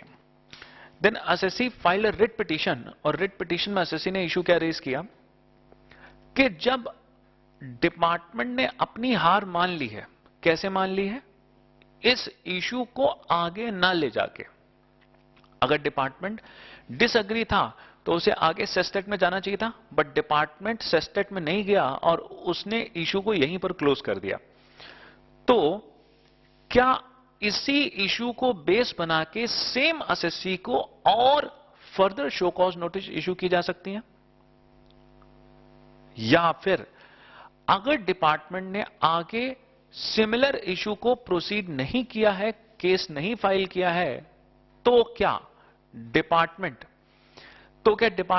सिमिलर इशू पे सेम एसएससी को आगे कोई शो कॉज नोटिस नहीं भेज सकता। तो this question was raised before the High Court through the writ petition and then to the Supreme Court.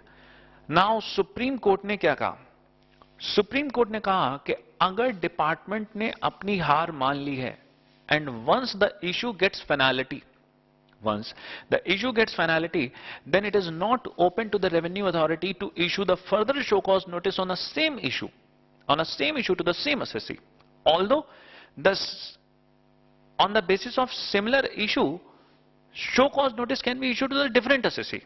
वहां पर हो सकता है, उसमें कोई रोक टोक नहीं, लेकिन but to the same assessee no further show cause notice can be issued on the same issue. और ये लॉजिकल भी है। ये डिसीजन था टिकितार इंडस्ट्रीज का। ऑल्दो ये केस पुराना है बट आईडीटी में अभी तक नहीं आया है, डीटी में एक बार आ चुका है। टिकितार इंडस्ट्री का केस आईडीटी में अभी भी आपके लिए इंपॉर्टेंट है। अब जरा देखिए, कई बार क्या होता है कि मान लीजिए इसी इशू की बात करते हैं और इस इशू में 10 से 12% की जो यहां पर डिफरेंस निकल रहा था और जिस रेफरेंस में शो कॉज नोटिस इशू की गई थी, इसमें अमाउंट ऑफ एक्साइज ड्यूटी जो निकल के आ रही थी, जो डिमांड निकल के आ रही थी, से फॉर एग्जांपल 1 लाख रुपए आ रही थी। मतलब अगर ये 2% की एक्स्ट्रा एक्साइज ड्यूटी पे कर दी जाती तो 1 लाख रुपए और डिपार्टमेंट को मिलते, लेकिन 10% की ड्यूटी पे करने से 1 लाख रुपए डिपार्टमेंट का नुकसान हुआ। अब डिपार्टमेंट ने 1 लाख रुपए का ऑर्डर पास किया, एसएससी ने इशू को सीसी अपील में चैलेंज किया और 1 लाख रुपए बचा ले गया अपने, ठीक है।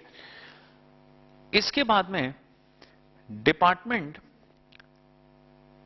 ने सेस्टेट में अपील नहीं फाइल की और इशू गेट्स फाइनलिटी। अब जरा ध्यान से समझिए, डिपार्टमेंट के अंदर भी कुछ इंटरनल सर्कुलर्स काम करते हैं। इंटरनल सर्कुलर्स किस तरीके के? जैसे मान लीजिए कि अगर इस केस को डिपार्टमेंट सेस्टेट में फाइल करता है और सेस्टेट में आगे ले जाता है, तो रिकवरी उसे कितने की होगी? 1,00,000 रुपए की। और यहां पर खर्चे भी तो होंगे, डिपार्टमेंट को भी वकील करना पड़ेगा, लॉयर करना पड़ेगा, डिपार्टमेंट को भी इसके ऊपर ऑफिसर्स बैठा, इस केस को सॉल्व करने के लिए ऑफिसर्स की हेल्प, जो भी उनके एडवोकेट होंगे उनको किया जाएगा, और मैन पावर लगेगा, डॉक्यूमेंटेशन लगेंगे, और तब जाके काफी टाइम के बाद में इशू फाइनल हो पाएगा। अब इसमें डिपार्टमेंट के भी खर्चे होंगे, और सेस्टेट के लेवल पे वकील करने और बाकी डॉक्यूमेंटेशन करने और सारी मैन पावर की कॉस्ट मिला के पता चला 3,00,000 रुपए लगती है। अब डिपार्टमेंट भी अपनी कॉस्ट बेनिफिट एनालिसिस करता है। डिपार्टमेंट कहता है कि अगर मैंने इस केस को लड़ा तो 3,00,000 रुपए का खर्चा है, और अगर मैं जीत भी गया तो 1,00,000 रुपए मिलेंगे। डिपार्टमेंट कहता है क्या फायदा ऐसा केस लड़ने से, इससे बढ़िया हारा ही सही। ठीक है, तो इस इशू को फर्दर प्रोसीड नहीं किया जाता, और इसके लिए डिपार्टमेंट के इंटरनल सर्कुलर है। इसके लिए ऐसा नहीं होता कि जो केस फाइल करना होता है वो अपने मन से डिसाइड करते हैं। इसके लिए डिपार्टमेंट के इंटरनल सर्कुलर है, और इनके लिए सबकी अपनी लिमिट बनी हुई है, मॉनेटरी लिमिट फिक्स कर दी गई है कि सेस्टेट के लेवल पे डिपार्टमेंट को पता है कि किसी भी केस में 3,00,000 रुपए का खर्चा होता है। तो डिपार्टमेंट ने पहले से सर्कुलर जारी कर रखे हैं कि सेस्टेट के लेवल पे हम अपील तभी फाइल करेंगे जब रिकवरी 5,00,000 रुपए से ऊपर की हुआ करेगी। हाई कोर्ट के लेवल पे हम तभी आगे जाया करेंगे जब रिकवरी 10,00,000 रुपए से ऊपर की हुआ करेगी, या सुप्रीम कोर्ट के लेवल पे 25,00,000 से ऊपर की। जो भी उन्होंने अपनी मॉनेटरी लिमिट फिक्स करी। अब इस मॉनेटरी लिमिट फिक्स करने की वजह से लेट सपोज यहां पर मॉनेटरी लिमिट 5,00,000 की है, और रिकवरी यहां पर हो रही है सिर्फ 1,00,000 रुपए की। ठीक है, तो अमाउंट इन्वॉल्व जो रिकवरी का है वो सिर्फ 1,00,000। तो अब जो ऑफिसर इस इशू को चैलेंज करना चाहता है सेस्टेट को, वो जानता है कि इस केस में मेरिट्स मेरे फेवर में है, और अकॉर्डिंगली जो डिसीजन है वो मेरे फेवर में आएगा। सीसी अपील ने गलत डिसीजन दे दिया है, तो वो सेस्टेट जाना चाहता है, but because of monetary limits involve ये सेस्टेट नहीं जा पाता। तो क्वेश्चन इज कि ये सेस्टेट नहीं गया। अब इसी एसएससी ने अगले केस में 10,00,000 रुपए की चोरी की और 10,00,000 रुपए की इवेजन की, same issue same SSC. Now the question is, can the department issue the show cause notice on a similar issue? Supreme court की टिकीतार इंडस्ट्रीज की जो जजमेंट है उसके हिसाब से चलें तो department can never issue the show cause notice, because the issue gets penalty, और इशू फाइनल हो गया तो अब कैसे शो कॉज नोटिस आ सकती है? लेकिन जरा सोचिए, मॉनेटरी लिमिट इन्वॉल्व होने की वजह से अगर डिपार्टमेंट आगे नहीं गया तो क्या डिपार्टमेंट ने अपनी हार एक्सेप्ट कर ली थी? जी नहीं। यानी कि अगर मॉनेटरी लिमिट की वजह से केस फंस रहा है, जो डिपार्टमेंट के इंटरनल सर्कुलर हैं इनमें जो मॉनेटरी लिमिट्स दी गई हैं, अगर इनकी वजह से केस फंस रहा है तो इशू फाइनल नहीं माना जाता है। और ऐसे केस में क्या होता है,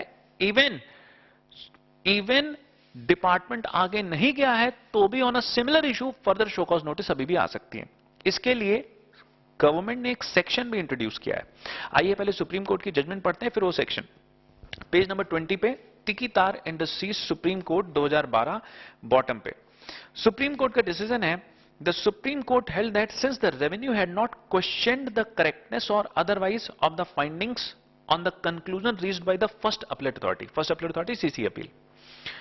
तो सुप्रीम कोर्ट ने कहा कि रेवेन्यू ने क्वेश्चन नहीं किया है करेक्टनेस और otherwise of the findings on the conclusion reached by the first appellate authority, तो it might not be open for the revenue to contend this issue further by issuing the impugned मतलब disputed show cause notice on the same issue for the further period। तो ये तो general order हो गया। अब exceptional case क्या है?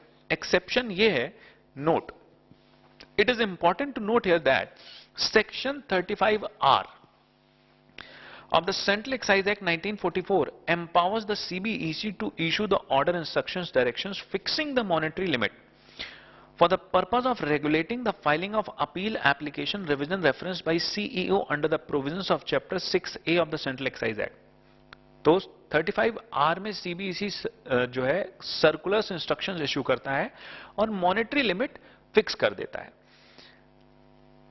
The CEO who has not been able to file an appeal application revision reference against any decision order on account of such monetary limit, और department की अपनी मॉनेटरी लिमिट की वजह से आगे अपील नहीं गई, तो it will not be precluded from filing an appeal.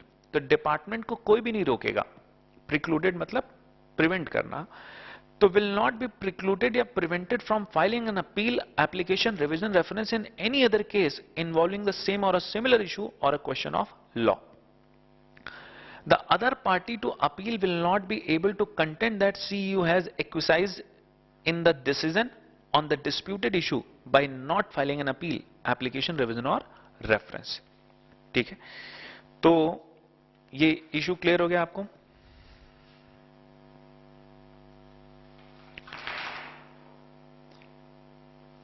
Next case है पेज नंबर 21 के ऊपर.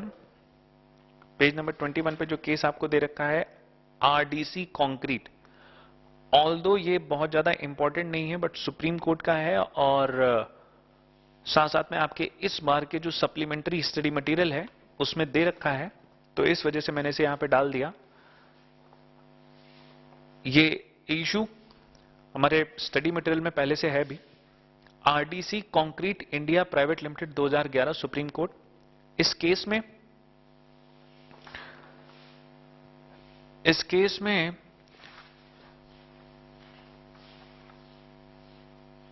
एक किसी पर्टिकुलर इशू को लेकर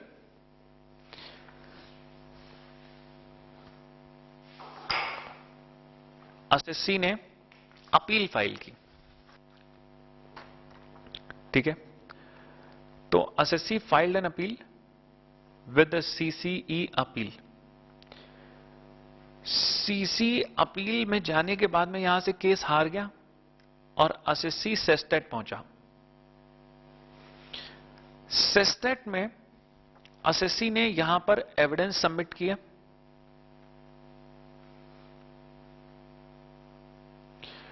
और इसके बेसिस पे आगे ऑर्डर आया.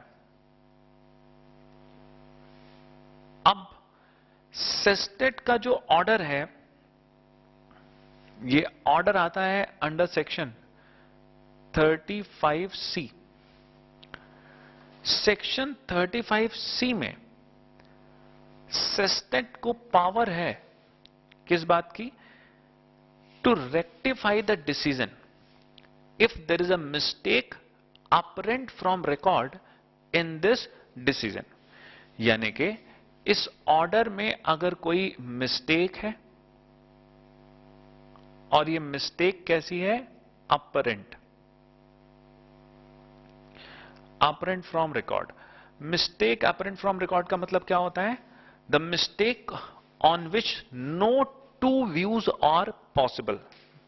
यानी कि जो डिस्प्यूटेड नहीं है, जिसके ऊपर कोई आर्ग्यूमेंट नहीं हो सकता है, which is very clear, very evident from record that this is a clear mistake. जैसे कि 2 + 2 5. 2 + 2 5 अगर डिपार्टमेंट ने अपने ऑर्डर में लिख दिया है तो this is very much clear. There is no dispute, there is no argument कि 2 + 2 4 होना चाहिए. ठीक है, तो ऐसा कोई क्लियर एविडेंस है हमारे पास में, तो और ऐसी कोई गलती है तो उसको हम बोलते हैं मिस्टेक अपरेंट फ्रॉम रिकॉर्ड. अब हुआ क्या इस केस में? ये जो एविडेंस प्रोड्यूस किए गए थे जिनके बेसिस पे ऑर्डर दिया गया, अब एसएससी कहता है कि sir there is a mistake apparent from record, और इसके लिए एसएससी दोबारा से अंडर सेक्शन 35C सबसेक्शन 2 में रेक्टिफिकेशन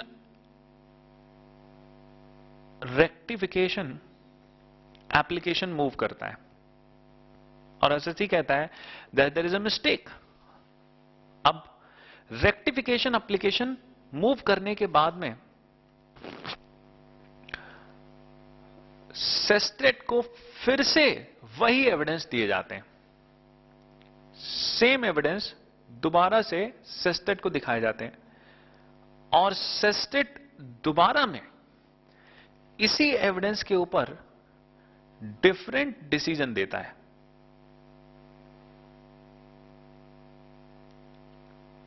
इसी एविडेंस के बेसिस पे इनको रिव्यू करके डिफरेंट डिसीजन देता है। तो question before the supreme court is के do the CESTAT has this power to reappreciate the evidences which have been earlier produced and on the basis of those evidences give a different decision। देखिए, India में ये जो judicial power of review है ये किसी के पास में नहीं है except Supreme Court. Only the supreme Court has the power to review its order. और ये जो रिव्यू पिटीशन है ये कॉन्स्टिट्यूशनल बेनिफिट है।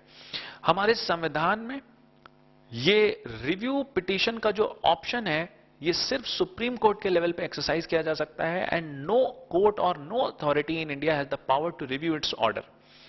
रिव्यू का मतलब क्या होता है? रिव्यू का मतलब होता है टेक अ सेकेंड व्यू। आप दोबारा से व्यू ले रहे हैं and no authority in India has been empowered to do so since. अगर ऐसा होने लगा तो लोगों का जस्टिस से भरोसा उठ जाएगा। अगर पहले हाई कोर्ट सुप्रीम कोर्ट किसी को फांसी देती है और हम लोग रिव्यू पिटीशन फाइल करते हैं और रिव्यू पिटीशन फाइल करने के बाद में हाई कोर्ट कहती नहीं इसको फांसी नहीं होनी चाहिए, ये तो गलत हो गया था, पहली बार गलती से डिसीजन आ गया था और अब हम इस फांसी के बजाय इसको 10 साल की सजा दे देते हैं, तो इसका मतलब ये फिर तो लोगों का जस्टिस से भरोसे उठ जाएंगे। कोई भी डिसीजन आएगा और हर डिसीजन में क्या होगा, सर एक बार और देख लीजिए, हो सकता है कुछ डिफरेंट डिसीजन आ जाए। और कोर्ट्स बार बार उसी इशू को ही हियर करते रहेंगे और डिफरेंट डिसीजन देते रहेंगे, पता नहीं कौन सा डिसीजन सही होगा। तो therefore no authority in India has the power to review its order and no even the जज और the court can take a second view. और जो सेस्टेट है इसने यही काम किया है। सेस्टेट ने दो गलत काम किए। पहली बात तो रिव्यू मतलब टेक अ डिफरेंट व्यू, और दूसरी बात ये जो एप्लीकेशन थी रेक्टिफिकेशन एप्लीकेशन। और रेक्टिफिकेशन एप्लीकेशन में क्या रेक्टिफाई कराया जा सकता है? सिर्फ मिस्टेक अपरेंट फ्रॉम रिकॉर्ड। और मिस्टेक अपरेंट फ्रॉम रिकॉर्ड क्या है? The mistake which is very much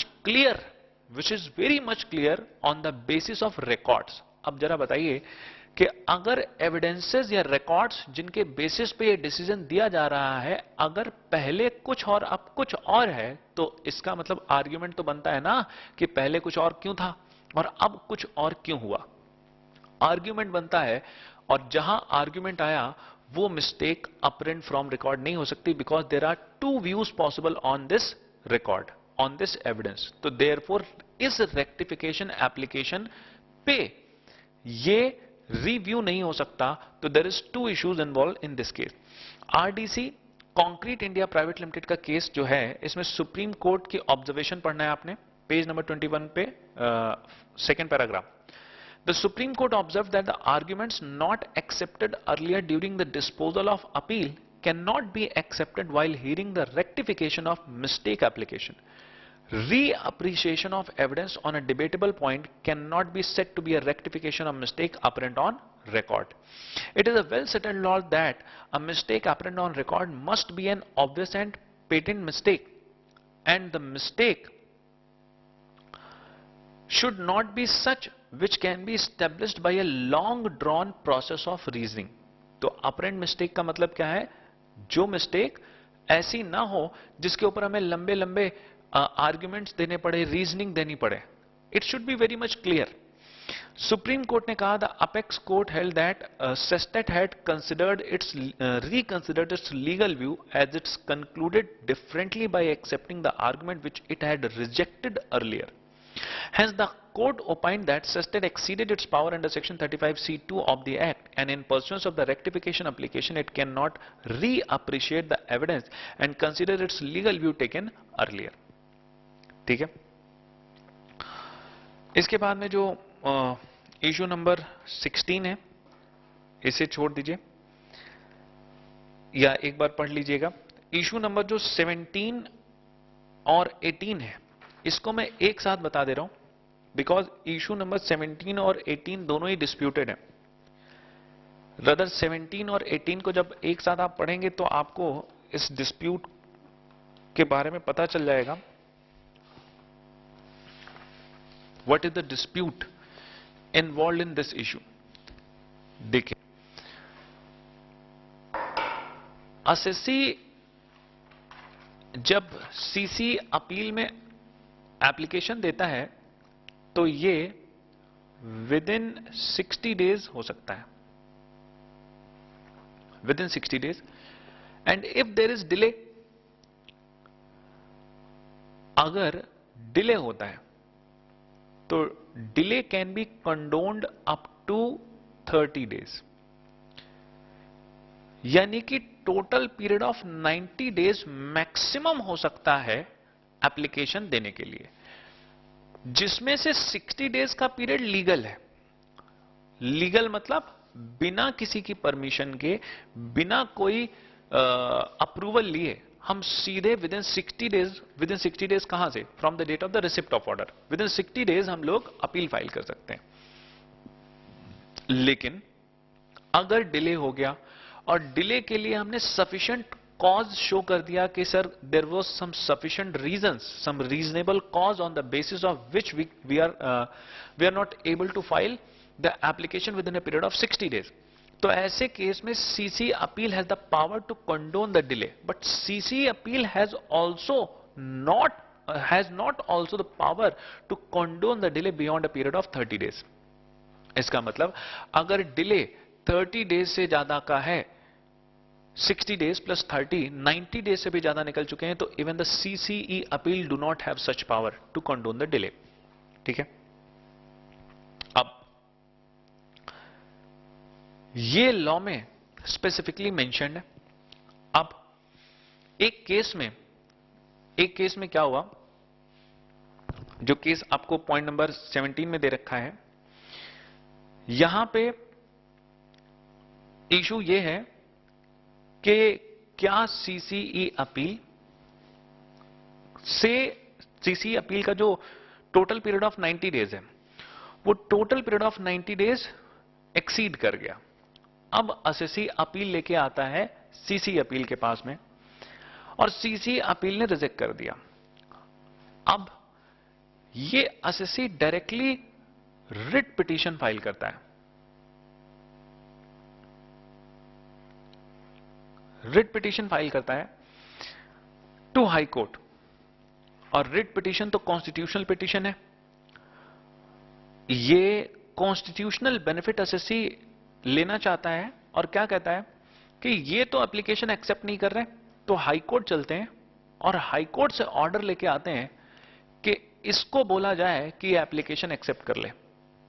अब हाई कोर्ट जब ये गया और इसने कहा sir CC appeal is not accepting my appeal after the period of 90 days, तो please issue a order to the CC appeal to accept the application.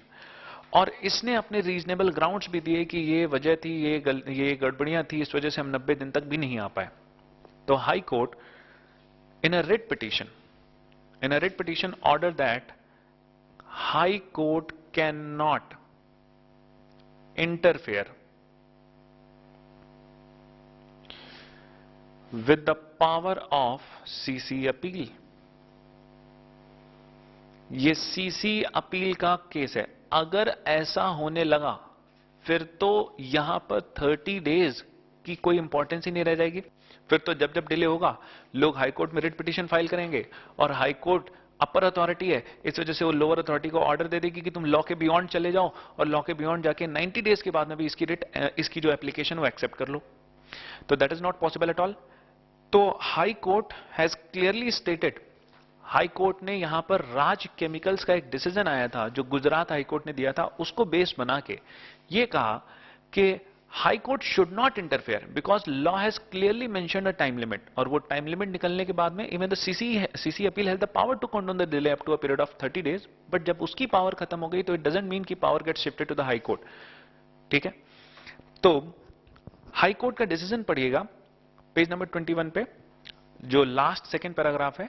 High Court referred to the case of Raj chemical 2013 Bombay high Court, wherein it held that where the appeal filed against the order in original was dismissed as time barred. Time barred मतलब 90 days से बाहर निकल गया, and the High Court in exercise of the writ jurisdiction could neither direct, High Court could neither direct the appellate authority to condone the delay, ना इसे direction दी जा सकती है, nor interfere with the order passed by the adjudicating authority. Consequently, it refused to entertain the writ petition in the instant case. उसने writ petition accept ही नहीं की। लेकिन dispute किस बात का है? मैं क्या बता रहा था आपको? डिस्प्यूट है, डिस्प्यूट इस बात का है कि इसी केस में इसकी कन्फ्लिक्टिंग जजमेंट भी आ चुकी है। चूंकि जजमेंट हाई कोर्ट के लेवल पे है तो कन्फ्लिक्ट पॉसिबल है। ये जो केस है ये कहां का है? बॉम्बे हाई कोर्ट का।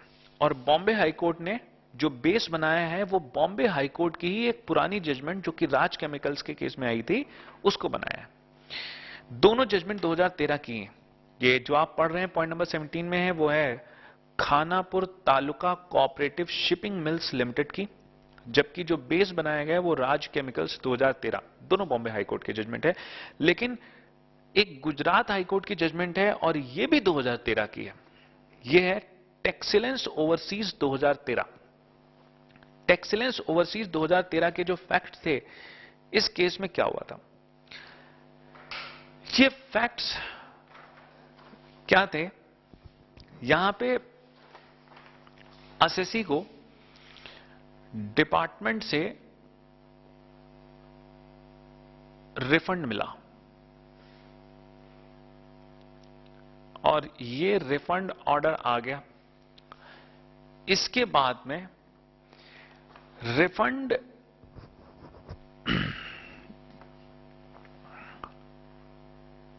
ये असेसी कहां से लेके आया था? रिफंड ये सेस्टेट से लेके आया था। ठीक है, इसके बाद में रिफंड ऑर्डर आने के बाद में असेसी को एक दूसरी show cause notice I.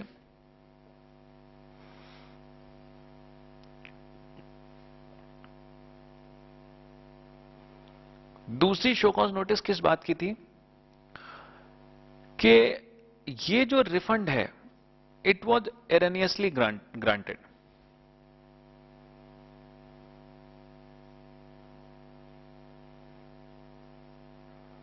And since the refund was erroneously granted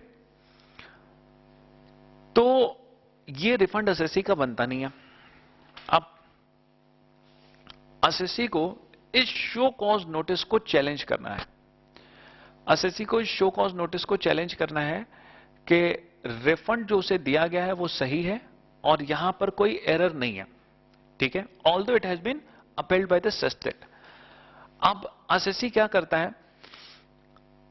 आप चूंकि शो कॉज नोटिस डिपार्टमेंट के असेसी जो सीईओ है उसने इशू करी है, तो to challenge this show cause notice assessee files an appeal with the CC appeal. लेकिन फर्क इतना था, ये सीसी अपील में जो अपील गई ये आफ्टर 5 months गई। 5 महीने बीत चुके थे तब एसएससी ने ये अपील सीसी अपील में फाइल करी।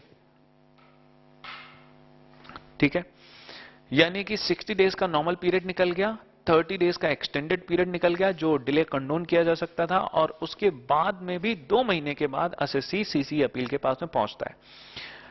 और एज यूजुअल सीसी अपील क्या करेगा? ये एप्लीकेशन रिजेक्ट हो जाती है on the basis of delay. ये एप्लीकेशन रिजेक्ट हो गई। नाउ अब एसएससी क्या करता है? जैसे इस केस में एसएससी ने रिट पिटीशन का सहारा लिया, इस केस में भी एसएससी फाइल से रिट पिटीशन, और इस बार हाई कोर्ट एक डिफरेंट जजमेंट देती है। इस बार हाई कोर्ट कहती है, गुजरात हाई कोर्ट कहती है unlike in case of Bombay high court, जो अभी आपने राज केमिकल और खानापुर का केस पढ़ा था, इससे डिफरेंट एक जजमेंट हाईकोर्ट की आती है और हाईकोर्ट इस केस में डिले को कंडोन कर देती है। 5 महीने के डिले को कंडोन करके सीसी अपील को ऑर्डर दिया जाता है to accept the application of SSC, और एसएससी की एप्लीकेशन एक्सेप्ट करके उस केस को आगे फर्दर प्रोसीड किया जाए। नाउ द क्वेश्चन इज कि ऐसा क्या था इस केस में डिफरेंट, जो हाई कोर्ट ने बॉम्बे हाई कोर्ट की सेम ईयर की जजमेंट थी, बॉम्बे हाई कोर्ट की जजमेंट को इग्नोर करके कुछ डिफरेंट जजमेंट दी। इस केस में जो टेक्सलेंस ओवरसीज का केस है, जिसमें गुजरात हाईकोर्ट ने स्पेसिफिकली लिखा कि ये जो हमने जजमेंट या जो ऑर्डर दिया है, ये ऑर्डर इन जनरल सभी के ऊपर अप्लाई नहीं होगा। इस केस में जब हायर अथॉरिटी से एसएससी रिफंड लेके आ रहा है, तो लोअर अथॉरिटी कैसे इसे शो कॉज नोटिस इशू करके एरनियस रिफंड बता रही है। ठीक है, हायर अथॉरिटी, ध्यान से जरा सुनिएगा, हायर अथॉरिटी क्या है? सेस्टेट, सीईओ का ऑर्डर जब एसएससी को मिला, इसके बाद में एसएससी ने सीसी अपील में अपील फाइल की। ठीक, तो this order gets merged with the order of CC appeal. Now it becomes order of CC appeal. अब सीसी अपील के बाद में ये इशू सेस्टेट गया। अब सेस्टेट का जो ऑर्डर था, सेस्टेट का जो ऑर्डर था, ये order, this order gets merged with the order of CC appeals order gets merged with the order of sestet. तो जो फाइनल ऑर्डर है जिसके बेसिस पे रिफंड दिया जा रहा है, ये ऑर्डर किसका है? सेस्टेट का है। और एक बार अगर ऑर्डर सेस्टेट का आ गया, तो दोबारा से ये शो कॉज नोटिस कैसे इशू हो सकती है? जब एक इशू को सेस्टेट डिसाइड कर रही है, उसी इशू को डिपार्टमेंट का ऑफिसर कहता है गलत रिफंड है, एरनियस रिफंड है, और एरनियस रिफंड के बेसिस पे शो कॉज नोटिस इशू कर देता है। तो there is a gross injustice कि हायर अथॉरिटी के ऑर्डर को, अपीलेट अथॉरिटी के ऑर्डर को एक ऑफिसर बैठ के चैलेंज कर रहा है वहां पे, and being a gross injustice in this case, high court has decided this case. High court ने कहा कि अगर इस केस में हम 5 महीने के बाद में ये कह के रिजेक्ट कर देते हैं इस केस को कि नहीं, ये तो डिले हो गया, तो this would cause in gross injustice to the SSC. High court ने कहा हम यहां क्यों बैठे हैं, हम यहां पर क्यों बैठे हुए हैं? हम यहां पर बैठे हुए हैं लोगों को जो ग्रॉस इनजस्टिस है उससे बचाने के लिए। किसी केस में अगर स्टैट्यूटरी टाइम लिमिट रीजनेबली, बहुत ज्यादा नहीं, हाईकोर्ट ने कहा कि इस केस में थोड़ा डिले हुआ है, और थोड़ा डिले चूंकि हुआ है और थोड़ा डिले कंडोन करके एसएससी को ग्रॉस इनजस्टिस से बचाया जा सकता है, तो अब इस केस में गुजरात हाईकोर्ट ने एक एक्सेप्शनल जजमेंट दी और साफ साफ इस बात को लिखा। हम हाईकोर्ट के डिसीजन पढ़ रहे हैं, देखिएगा पेज नंबर 22 पे हाईकोर्ट डिसीजन, ऊपर से आप 5वां पैराग्राफ पढ़ रहे हैं, पेज नंबर 22 पे। High Court opined that since the total length of delay was very small, पहला कारण। दूसरा, and the case had extremely good ground on the merits to sustain, और केस में एसएससी के जीतने के चांसेस 100% है, very good merits to sustain. तो इसका मतलब इसके साथ इनजस्टिस हुआ है, तो it's non interference at that stage. अगर हाईकोर्ट इंटरफेयर ना करे, it would cause a gross injustice to the petitioner. Thus the High Court, by invoking its extraordinary jurisdiction, High Court की पावर नहीं है, but still extraordinary jurisdiction quashed the order which held that refund was erroneously granted. ठीक है, refund was erroneously granted, इसकी जो show cause notice थी सीधे सीधे हाई कोर्ट ने क्वाश कर दी। The High Court held that such powers are required to be exercised very sparingly and in extraordinary circumstances in the appropriate case where otherwise the High Court would fail in its duty if such power are not invoked. Clear है? ये जो lower authority का order higher authority के order में जाके मर्ज हो जाता है, इसको बोलते हैं डॉक्ट्रिन ऑफ मर्जर या principle of merger. Principle of merger कोई लीगली प्रिंसिपल नहीं है, किसी लॉ में लिखा नहीं है, लेकिन स्टैट्यूट्स के अंदर और जजमेंट्स के अंदर जो प्रिंसिपल्स है वो ऑटोमेटिक पिछले कई वर्षों से चलता चला आ रहा है। और इस प्रिंसिपल के बेसिस पे कहा जाता है कि छोटी अथॉरिटी का ऑर्डर बड़ी अथॉरिटी के ऑर्डर में जाके मर्ज हो जाता है, तो जो चैलेंज होता है वो बड़ी अथॉरिटी का ऑर्डर। यानी कि अगर यहां पर सीईओ के ऑर्डर से अगर मान लो किसी को प्रॉब्लम क्रिएट हुई और वो सीसी अपील में गया, अब सीसी अपील में वो हार गया, तो हारने के बाद में वो जो सस्टेट को चैलेंज कर रहा है वो सीईओ का ऑर्डर नहीं कर रहा है, वो एक्चुअली सीसी अपील का ऑर्डर कर रहा है। क्यों? क्योंकि सीईओ का ऑर्डर इसके ऑर्डर में मर्ज हो गया। मर्ज होने के बाद में ये जो ऑर्डर है ये सस्टेट में चैलेंज होता है। This is what you call it the principle of merger. Although यहां पर जो केस उसने हाई कोर्ट ने कहा कि ये एक्सट्रीमली गुड ग्राउंड है या गुड जो केस के मेरिट्स हैं वो बहुत अच्छे हैं, जिसके बेसिस पे एसएससी का जीतना तय है। अगर हम यहां पर इंटरफेयर नहीं करते तो इस केस में it would cause gross injustice to the SSC. Therefore ऐसे केस में एक्सेप्शनल केस इसको ट्रीट करते हुए हाई कोर्ट अपनी पावर को, अपनी एक्स्ट्रा टेरिटोरियल जुरिसडिक्शन को एक्सरसाइज करते हुए यहां पे ऑर्डर पास करती है। लेकिन हाईकोर्ट यह भी बता देती है कि ऐसे केसेस को जनरली अप्लाई नहीं करना चाहिए, ये एक्स्ट्रा ऑर्डिनरी केसेस हैं। ठीक है, पॉइंट नंबर 19 आप अपने आप से करिएगा। पॉइंट नंबर 20 और 21 एक ही जैसे हैं, मैं आपको एक बार में इन दोनों को सम अप करके बता देता हूं। अगर एसएसआई नोटिफिकेशन का बेनिफिट क्लेम करना चाहता है तो एसएसआई नोटिफिकेशन नंबर 8/2003 में बेनिफिट क्या है? बेनिफिट है कि अगर एसएससी की पिछले साल की क्लियरेंसेस 400 लाख तक हैं तो उसे करंट ईयर में 150 लाख तक की जो क्लियरेंसेस हैं इनके ऊपर एक्साइज ड्यूटी की एग्जेम्पशन मिल जाएगी। 400 लाख पिछले साल की, अगर पिछले साल की जो क्लियरेंसेस है 400 लाख से ऊपर निकलती हैं तो करंट ईयर में हमें 150 लाख की एग्जेम्पशन नहीं मिलेगी।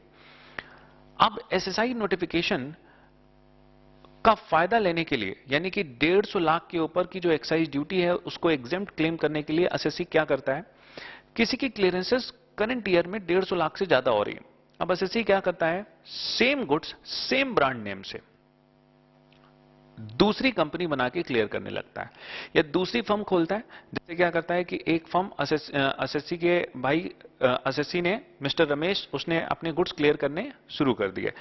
अब इसमें 150 लाख की क्लियरेंसेस की, वही गुड्स है सेम ब्रांड नेम है। अब एसएससी का भाई, ठीक है, या फिर उसने पार्टनरशिप खोली तो दूसरी पार्टनरशिप ओपन करके उसका कोई दूसरा नाम रखा, उसका दूसरा पैन लिया और उसमें भी 150 लाख की क्लियरेंसेस का फायदा ले लिया। Same good same brand name और under the same management good company चल रही है। तो ऐसे केस में it is very much clear कि 150 लाख के बजाय 300 लाख का फायदा लेने के लिए इस गुड्स की क्लियरेंसेस जो थी वो एक के बजाय दो कंपनी से की गई। एक्चुअली गवर्नमेंट यहां पर क्या करती है, गवर्नमेंट यहां पर जो रूल्स हैं एसएसआई नोटिफिकेशन के, that is very much clear, जिसमें कहा गया है कि अगर ऐसा केस पता चलता है तो उस केस में जो क्लियरेंसेस हैं वो क्लियरेंसेस क्लब कर दी जाएंगी। यानी कि अगर कभी किसी डमी कंपनी का केस सामने आता है कि कंपनी एक ही बिजनेसमैन है लेकिन वो अपनी डमी कंपनी क्रिएट करके उसी गुड्स को डिफरेंट डिफरेंट नाम से डिफरेंट फर्म से क्लियर करता है, तो इन सारी डमी कंपनी की जो क्लियरेंसेस हैं उनको मेन कंपनी की क्लियरेंसेस में ऐड कर दिया जाएगा और जो फायदा है एग्जेम्पशन का वो सिर्फ एक बार दिया जाएगा, न कि डमी कंपनियों को अलग अलग। ठीक है, तो पहला तो इशू ये क्लियर हो गया कि क्लियरेंसेस को क्लब कर दिया जाएगा। दूसरा इशू ये जो इससे इंपॉर्टेंट है, जो कि 20th इशू अब मैं आपको बता रहा हूं, पहले मैंने 21st बताया था आपको। इसमें इशू ये है कि जो जेनन 2013 झारखंड हाईकोर्ट का केस है, यहां पे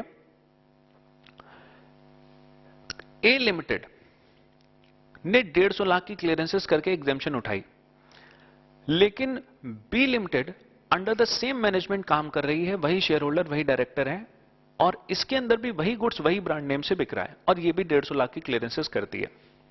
अब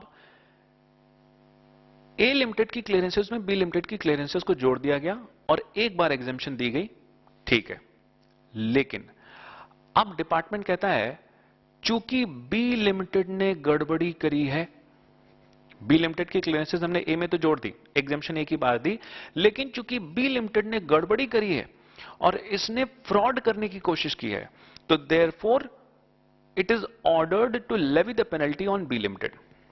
तो अब एसएससी कहता है कि सर जब आपने ये कहा कि there is no existence of B limited, the ultimate clearances have been made by A limited, ultimately all the clearances have been made by A limited, so for the purpose of recovering the excise duty or for the purpose of passing the order, you are saying that there is no existence of B Limited and all the clearances have been made by A Limited. Now how can you say that for the purpose of levying the penalty, the clearances are made by B Limited fraudulently? ठीक है, तो accordingly high court ने यहां पर decision दिया जेन and 2013 के case में, when a department takes a stand, takes a view for the purpose of recovering the excise duty, the similar view has to be adopted for the purpose of levying the penalty as well. कि अगर आप ये कह रहे हैं कि all the clearances have been made by A Limited, then it has to be considered for the purpose of levying penalty also, and accordingly no penalty can be levied on the B Limited. ठीक है, although that is not too much important, पुराना case है, इसको आप पढ़िएगा 2020 के बाद में।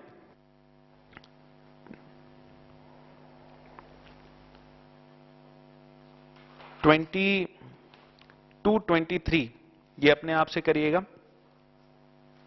तो मैंने अपनी तरफ से एक्साइज की सारे जो जजमेंट्स जितने कवर करने थे वो कवर कर लिए।